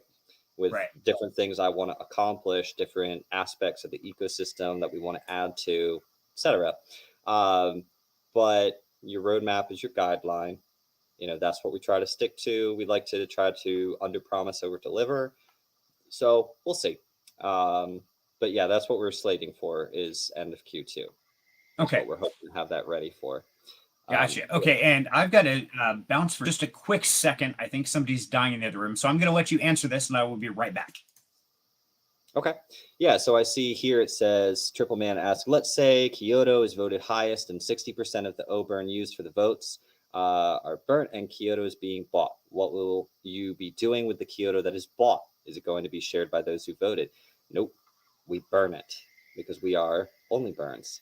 That's what our protocol is designed to do. It is designed to cause price appreciation of the projects that have won that buyback and burn. We come along, we do the purchase, it raises the price, and then we get rid of those tokens, which reduces their supply. Yep, only burns, as 631 said. So by reducing their supply, by buying and then throwing those tokens away to the dead wallet, it means that you, as a holder of Kyoto, will never have to worry about those tokens being sold because they're gone, right? So that's the beauty of what we're bringing to the space. So yeah, very good question. I love it. But remember, I'm anti-inflationary. So if it is a mechanic that could cause inflation on another project, or inflation on our token, I don't want to see that. So that's why when we buy the tokens, we are only burns. We burn them. They go bye-bye. The only exception for that is our partnership with Sphere. So our partnership with Sphere, they're creating those special Dyson pools for our treasury to do farming on Uniswap v3 exotic strategies, right? They're going to have lower performance fees on it, meaning we're getting more of the yield that we're generating. In return, what we're doing is 2% of the profits that we generate from the Dyson pool farming, we use to then purchase Sphere. Now, I know Onlyburns, we buy the tokens and we burn them, right? But with Sphere, what we're doing is all of the Sphere that we wind up accumulating from that 2% purchasing gets locked into their lock staking, because they're going to be releasing single staking Sphere in the upcoming months. And what we do with that is we farm Matic at a 5 to 15%. It's a variable yield, but it's going to be between 5 and 15%. So that's an additional compounding of our revenue, because we're buying the Sphere, we're then staking it and farming, getting Matic back. So it's more profit for us all around. And then we're also causing price appreciation on Sphere's token because we're buying it each month with treasury profits. And then if we ever decide we're done farming Matic for whatever reason, I don't know why we would stop. That just starts compounding and getting even crazier, right? So let it compound. But if we ever did decide to stop, and all of our sphere tokens come unlocked, we then burn them to reduce the supply. Because again, only burns. The only exception is with the partnership we have with Sphere, we would use the Sphere to then farm additional Matic, which then that profit gets fed to the Onlyburns token and ecosystem. So it's that nice, happy, it's just generating more and more revenue. Okay. I see you're back. I am back. Yeah. Sorry. I was trying to figure out what's going on. So you're a bird guy. We have 10 budgies, which are little birdies. And with the cage open, they fly around the house. We also have 2 cats and the lizard and everything else. Well, we got 1 cat that has suddenly started becoming in prey mode. Usually he's really mellow. Birds will land on him and he doesn't care. Not this time. So he started going after one. And so, yeah, it was nothing got hurt. Thank goodness. Birdies are good. Daughter got to him first. Okay. Don't let the birdies get eaten. No, birdies are safe. We keep a close eye on them. But yeah, it was just really weird. Suddenly he just starts wanting to chase the birds. Like, okay, we're going to have to change things around. But birdies are good. We're all happy now. So don't let the birdies get eaten. Exactly. Hi, birdie. That's a big birdie. Well, that's because it's a mask. I want to see the birdie eat the cat. See, I would love to see put on the mask and then chase the cat around. Oh, that'd be a blast. Be traumatized for life. It would be great. I got to get me one. Absolutely. Okay. So, see, good question. Beast, Triple Man. Let's see. Oh, I see one new question here from Nick. You scroll down. I addressed the other question. So okay, thank you. Is there going to be one dead wallet that Onlyburns sends every burnt token to? Yeah. So the 0x000000 dead wallet that's on every network. That is the dead wallet, right? It's on BSC, it's on Polygon, Ethereum. All networks have a dead wallet. If tokens go to that wallet, they cannot be retrieved. They can't be sent out. No one has that seed phrase. And any tokens in that wallet on each network are not counted on total supply counts. So if you go to like Polygon Scan and you look at Sphere Finance, you see their total tokens. That is total tokens minus whatever is in the burn wallet. It doesn't count what's in the burn wallet. So tokens sent to the dead wallet, aka the burn wallet, are gone forever, right? And that's where we send those tokens to. When we perform those buyback and burn, if it's on Solana, then we send them to the dead wallet on Solana. If it's on Ethereum, we send it to the dead wallet on Ethereum. Okay, so none of that retrieving tokens from the dead wallet that we've heard of before. Not possible here. Okay. Well, the only way someone would be able to do that is if it was in their token contract, like we saw. We discussed that during our live stream that one time. Yeah, we did. Thorify, Vapor nodes, like they had a function in their contract. So that's one of the things that we do, right? Is we go ahead and check the smart contract to make sure they don't have a function that allows them to retrieve from the dead wallet, right? Because you don't want someone winning a huge buyback and burn and then their team comes along behind the scenes and brings those tokens back, right? That's not what you want. So we check for that. Yeah, because otherwise then you're just talking about, unbalanced the liquidity pool, things go wrong. It's not a pretty picture. So Funny Toro. Actually, go back and watch this once it's posted as a live stream because we went through that and it was kind of like a big 10 minutes of the backstory and stuff. So yeah, great story. Definitely good information. Yeah, he needs to eat. So I'm trying to keep him. He wants to go eat chili. So yes, definitely watch the recording of this and it will be posted here as soon as this ends. So David Y, are you meeting with devs from different projects to maybe join AMAs to get communities involved that way? I'd love for you to come to EMP AMA. Yeah, absolutely. If you are from another protocol and you want to see us come and do an AMA and you want to come do an AMA with us, open a ticket in our Discord, right? That's a great way to do that. And if you are one of the staff from another project and you want to see, because we're looking at doing a couple promotional burns as well when we first launched the protocol. If we hit hard cap, we're doing some promotional burns. And those promotional burns, if you join our Discord, you're able to type question mark rank and then the project name. And if your project is on that list, you get to then represent your project. And when we're doing our promotional burns, if we hit our hard cap for pre-sale, we're actually going to go through, and the project that has the most people in our Discord who are representing their project, we're going to do a promotional buyback and burn on their token. So if you're from another project and you want to see, do that, open a ticket. If you want to have us over for an AMA or vice versa, and if you're from another project and you want to have your project listed on that list that people can add to show that they're supporting your project for those promotional burns, open a ticket as well. That's the best way to get in contact with us. Perfect. Okay, so we got another question here, but actually I want to kind of draw a line here for a quick second, guys. So if you want to go into the white paper, I put the link in the description here down below, so definitely go into that, because from here on, we're going to kind of go into the alpha and what changed, because all this stuff kind of shifted as of yesterday. There's a big, huge announcement, and I've got that over here, and we're going to kind of dive through that, because I do know you to go, and I don't want Mrs. Byrne to find me, hunt me down, and beat me to death with a chili spoon, although I probably deserve it. But I want to stay on her good side. So I have linked the white paper in here, and also the Discord link. So make sure to go in there, open a ticket, and find out the answers of what hasn't changed. But now let's get into what has changed. And that's really where to go. I just saw it a second. Asked about the contracts being audited. And that was one of my questions with the announcements, but I figured we'll kind of roll that into that if we could, because up to this point, of course, they've been edited or audited, but that was for the Polygon network. So, right. Okay. So let's jump in here. So, yeah, we're having them re-audited with InterFi for BSC. Okay. See, I was going to go into that point beforehand. That's okay.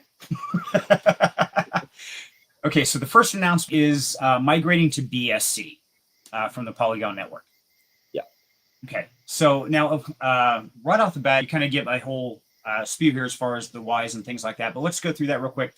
Now, moving to the Binance Smart Chain, that seems definitely like a very logical reason to do so.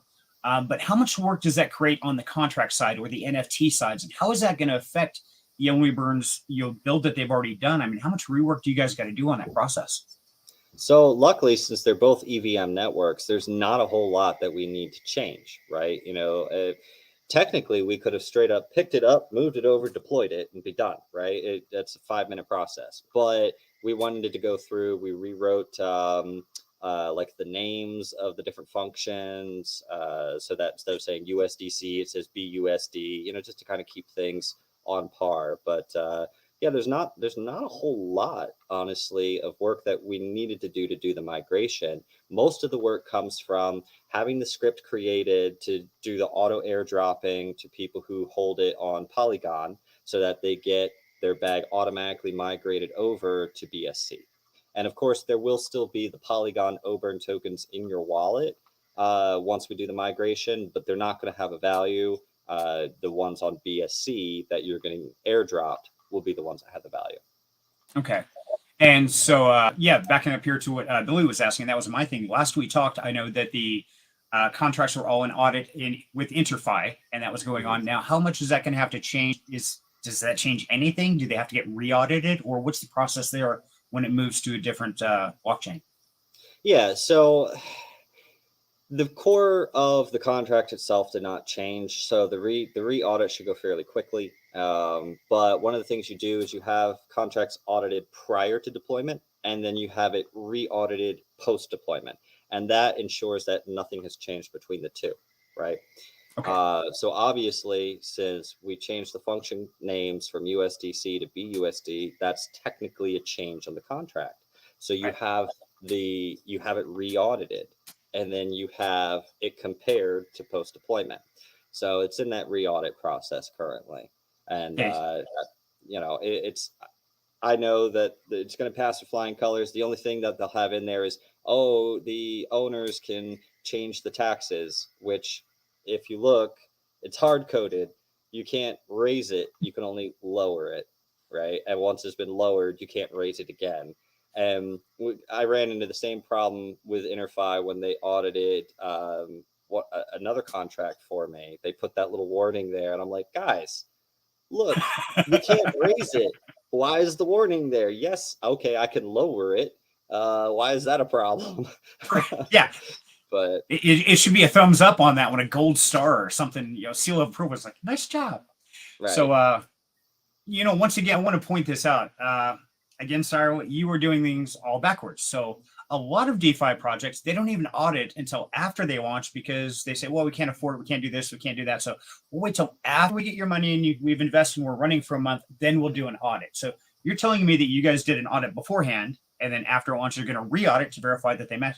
See, you're doing this all wrong, buddy. And then on top of it, you can only lower taxes. Seriously, we have got to talk. All wrong. Hey, look, I've got a vision for where DeFi should go, and where it has this transparency aspect. I mean, yes, everything is transparent on the blockchain, but not a whole lot of people know how to read through the blockchain and get all that info. So I like to be transparent up front. Like, we actually have a room in our Discord called Transparency, where anytime the protocol makes an expense, and we pay for an expense, like when we do our website or when we do our marketing or anything like that, I post a transaction hash in there and tell you what it's for. So as a holder, yeah, see, there you go.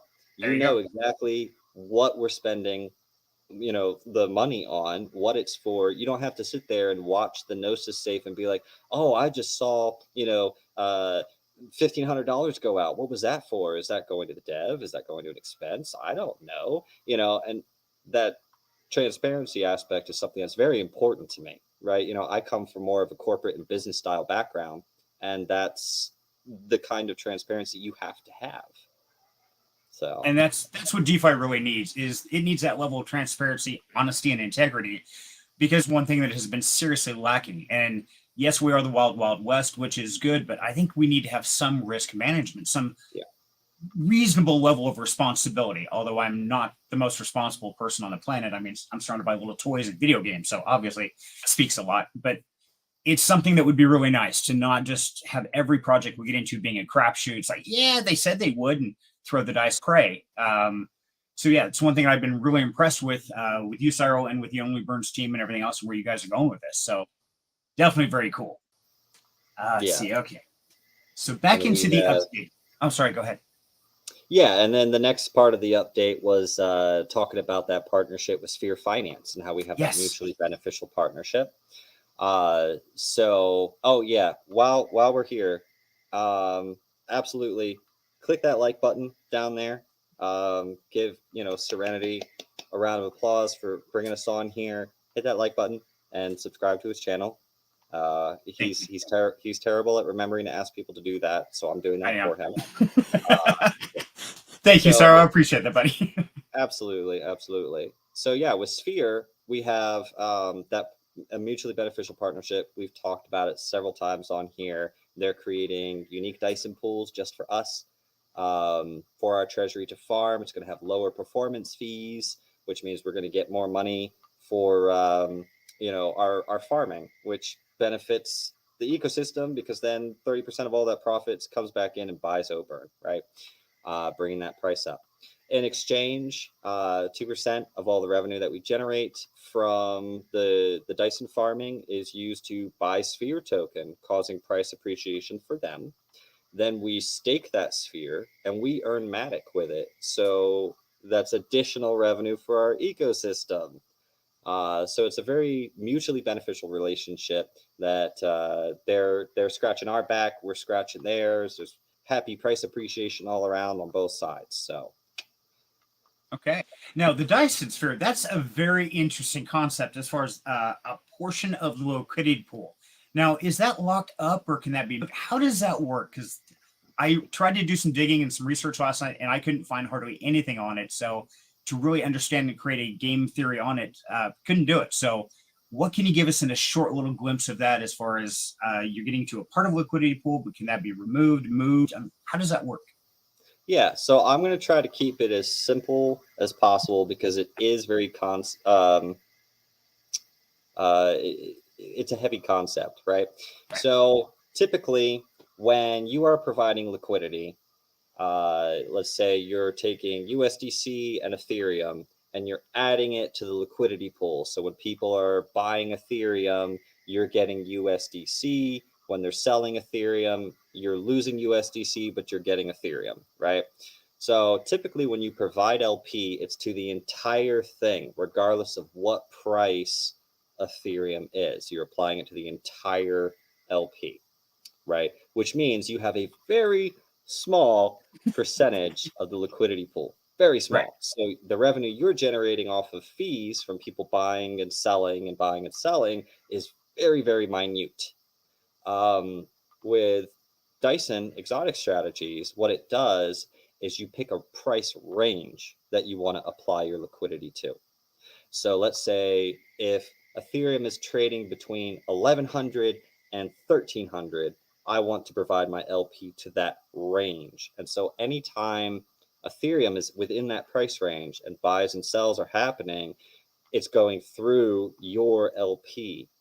And instead of having to fight everyone in the entire liquidity pool, you're only fighting the very few people who've applied it to that range of 1100 to 1300, meaning a lot more of the traffic is flowing through your liquidity pool. So you're earning a lot more in fees.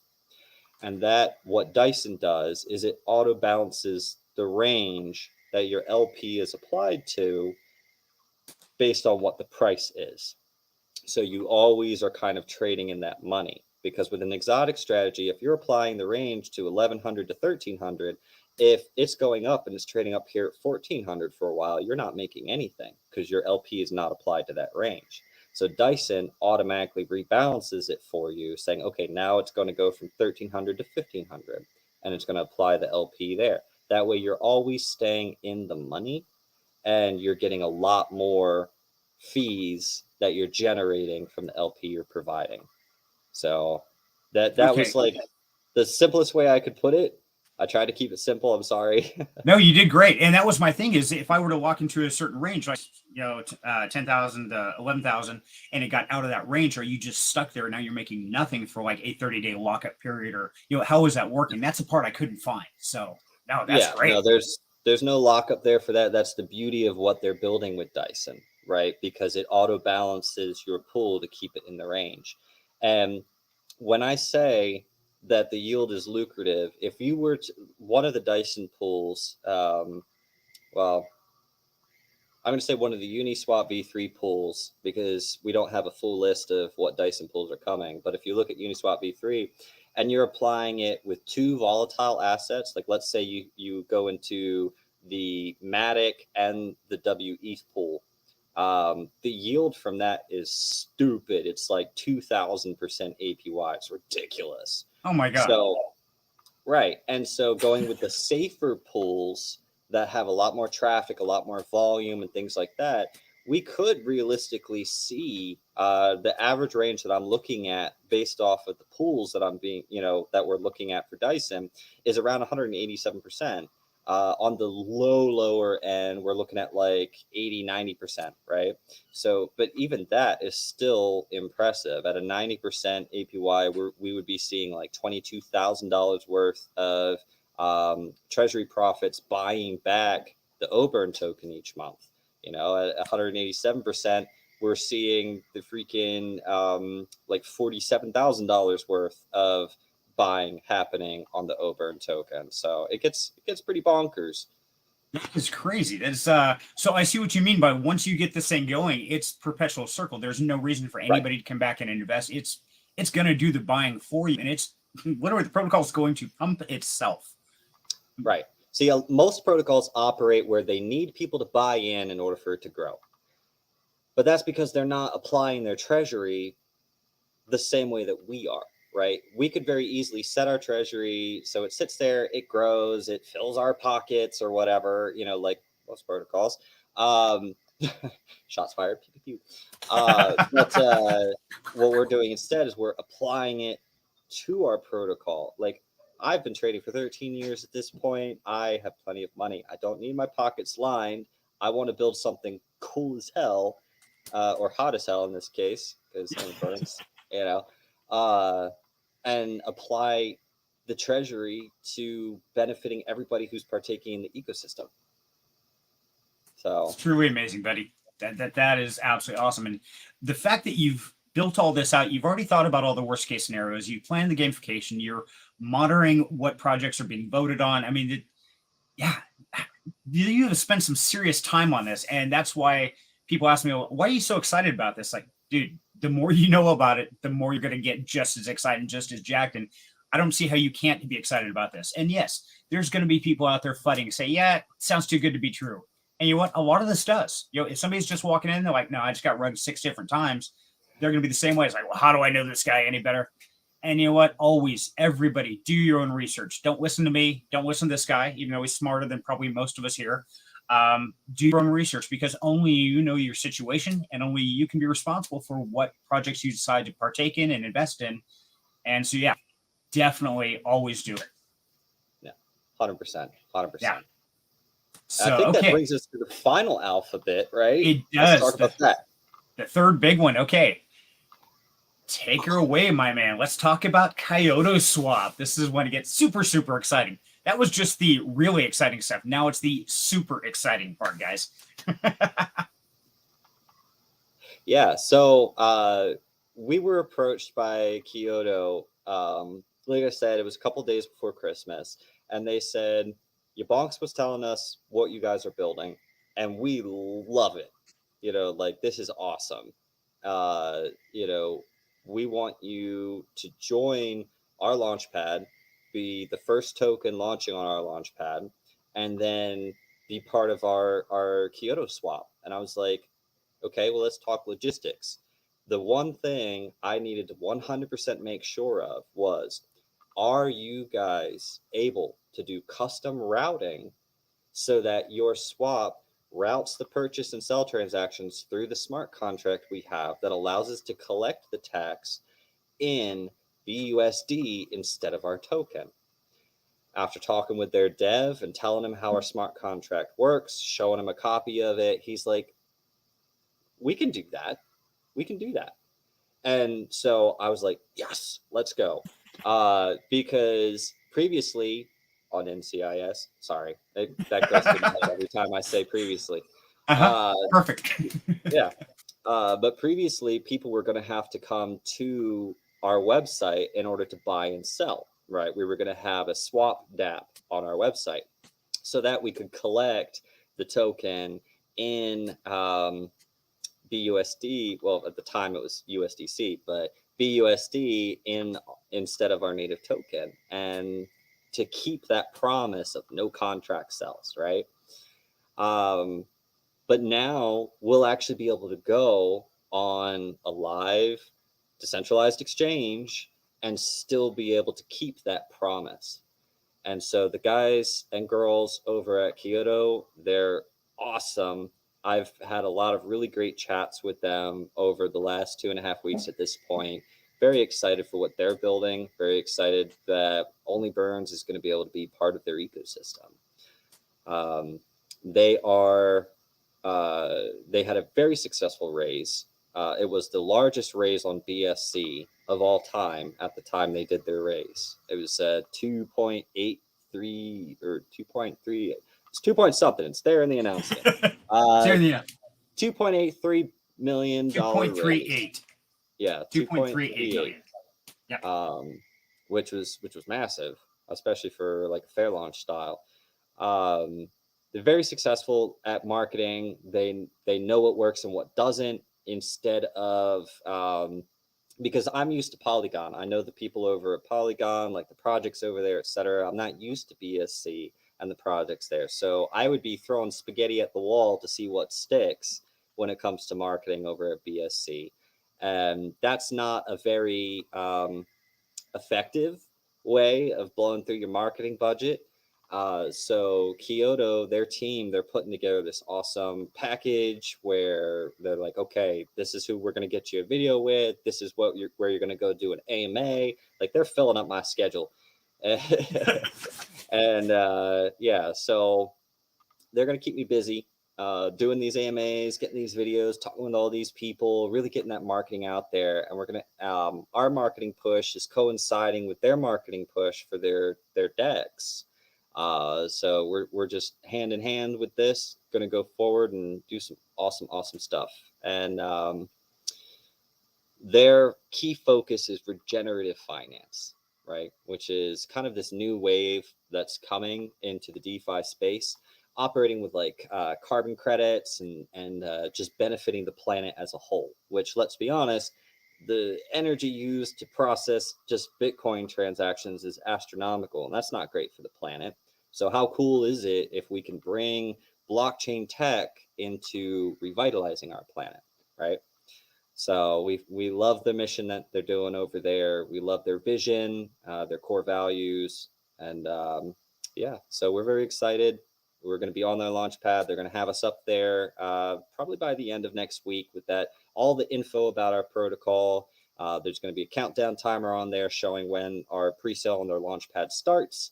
From there, we'll have that 7-day pre-sale period when it go, and that'll be 7 days prior to February 1st, which is when we're going live on their decks. Okay. So now, did they realize that you are burning things and that the trees they're planting are going to have to counteract all that smoke from the burn piles? Yeah. Well, that's the cool thing. That's the cool thing. Our burns don't bring smoke, right? But 20% of all of their DEX profits from transactions, which includes from our protocol, which, let's be honest, when we really get rolling, there's going to be a lot of transactions going on from our protocol alone. But 20% of all their DEX profits go to planting trees. No, absolutely. And Keto Swap is a great project. They're really building something special out there. And I like the fact they're using DeFi to create a real world effect. And that's what's great. And you couple that with Oburns. And yeah, this is, it's a match made in heaven. And the fact that this just kind of fell in your lap. And thanks to Yabonks. And I want to give a shout out here because Yabonks down here, he's a crowd, my mentor, my friend, the guy that I strive to be like. Sounds like he was absolutely the linchpin of kind of bringing all this to light. So, everybody, if you haven't signed up to Yabonks, you don't know who he is, jump in the Discord. He's on YouTube. Absolutely great guy. Yabonks, throw your link in the description down below, if you would please, or in the comments. God, I keep saying that.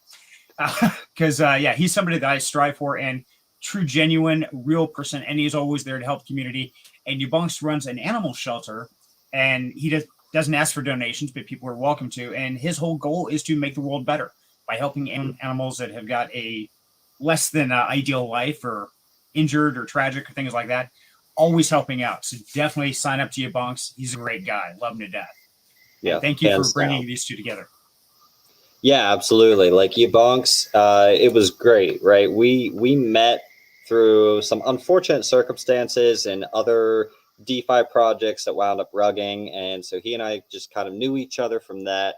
And we started talking. I was building Onlyburns. I was telling about that. I was like, of all the content creators, that are out there, like, you are such a genuine guy, right? And so we went with him for that initial like video push of marketing, and from that 2-hour and 48-minute AMA deep dive, we a lot came to fruition as a result. He introduced us to the folks over at Kyoto. It was great. So yeah, big thank you. Yabonks, appreciate you and everything you do. And now I believe our viewers were promised a giveaway. They were. And I just want to go through the questions here, make sure there's nothing else. So let's see. Yes, it is getting recorded. I know we'll post this once it's done. See, Bonks. Yep. Rooster, Yabonks all the way. Absolutely, Bonks, brother. You are my idol, my inspiration, my mentor, my friend. And for those who don't know, I quit my job just before Christmas because Yabonks believed in me, thought I could do this. And so I took his advice. I'm like, okay, all in. I have nothing saved. I'm just going in, whatever I got, no way it goes. So here we are. So yeah, absolutely, brother. Thank you for your support and your love as always. And Cyril, thank you so much for believing not only Yabonks, but in me to come in here to the very first AMA of a very long line of AMAs I know you're going to have. And choosing Down Home Crypto to share this information. So it's really an honor, buddy. I appreciate it. So I've been paying attention to the questions asked. Good. And I have someone in mind for the Hey. prize here. They asked a ton of really great questions that were very, very well thought. So, Triple Man, I would like you to hop on over into the Onlyburns Discord and open a ticket, because you, sir, have won the $100 worth of Oburn token, which comes out to 25 million Oburn. Congratulations. Way to go, Triple Man. Dude, that is awesome. Thank you so much for that. And they were all great questions. Please understand. But yeah, Triple Man was definitely in there every time, and he always had some meat he was digging out. So yeah, thank you so much for giving back to the community. That is great, Cyril. I really appreciate it. Yeah, absolutely. Absolutely. Like and just again, going with my whole premise of no inflation. These are tokens that I purchased during the initial start of the pre-sale from Polygon. So they are tokens that were paid for. No free tokens. So yeah, but congratulations. Get that ticket open. I'll get that sent over to you. But I need to eat dinner. Absolutely. So in closing, Cyril, hey, I want to say thank you so very much for bringing this information to us, letting us know what's gone, and letting us be the first into the alpha so we know what we can do. Now, let me ask you one last question. I know that we're migrating over to BSC. If somebody right now in the room wants to buy Onlyburns, can they do that at this point in time? So we've taken that pre-sale down. It was still open yesterday and this morning, but that was taken down because we need to be able to take our snapshots so we know what to do for the migration. So nobody's going around and buying after the migration and then getting missed. So now from this point, you're going to have to wait until we go onto the Kyoto's launchpad over there on BSC. Okay, and that's middle to end of next week, correct? Yep, we'll be listed up there then, and then there will be a countdown showing when the pre-sale begins, and we'll be good to go. But don't worry, the pre-sale there on their launchpad is at the same price that the pre-sale was on Polygon, right? We're not moving prices around or anything like that, and it's the same 0.4 zeros and a 4, or is it 5 zeros? I don't know. It's something. It's a lot of them. It's whatever 25 million divided by 100 is, or 100 divided by 25 million, whatever that comes out to. I'm pretty sure it's like 4 zeros, but 5. Perfect. 5 zeros. 5 zeros. Okay. Right. So, hey, I want to thank everybody for joining us today. I know it's kind of a little channel and a short notice, but really appreciate you guys turning out. I hope we answered all your questions. And yeah, definitely, if you would do me a huge favor, I am trying to grow and become part of your guys' community and be a voice for better projects like this. So if you would like and subscribe, I would greatly appreciate it. And I especially want to thank you, Cyril, from the bottom of my heart, brother, for taking the time to come in here, share us this information, and really let us know who's leading this charge, because I personally think you're building something amazingly awesome. And I'm really excited to share this with everybody out here in the rest of the world. Yeah, absolutely. I appreciate you having me here today and covering this awesome alpha, and just being a very, very awesome content creator. So thank you. If you guys have not checked Serenity's channel here, he has the series called Zero to Hero that he's doing, where he breaks complex topics down into very easy to understand analogies that you could have anyone, your grandma, your grandpa, watch the videos, and they would start being able to learn about blockchain and crypto. So be sure to follow him. Be sure to, check out his videos. They're awesome. So thank you, Serenity. Thank you for having us. And thank you, brother. Thank you for this AMA. Excellent. Thank you, brother. I appreciate it very much. And I will catch you in the Discord. And everybody else, thank you for tuning in, and have a great night. And we will see you next time. Take care. Take care.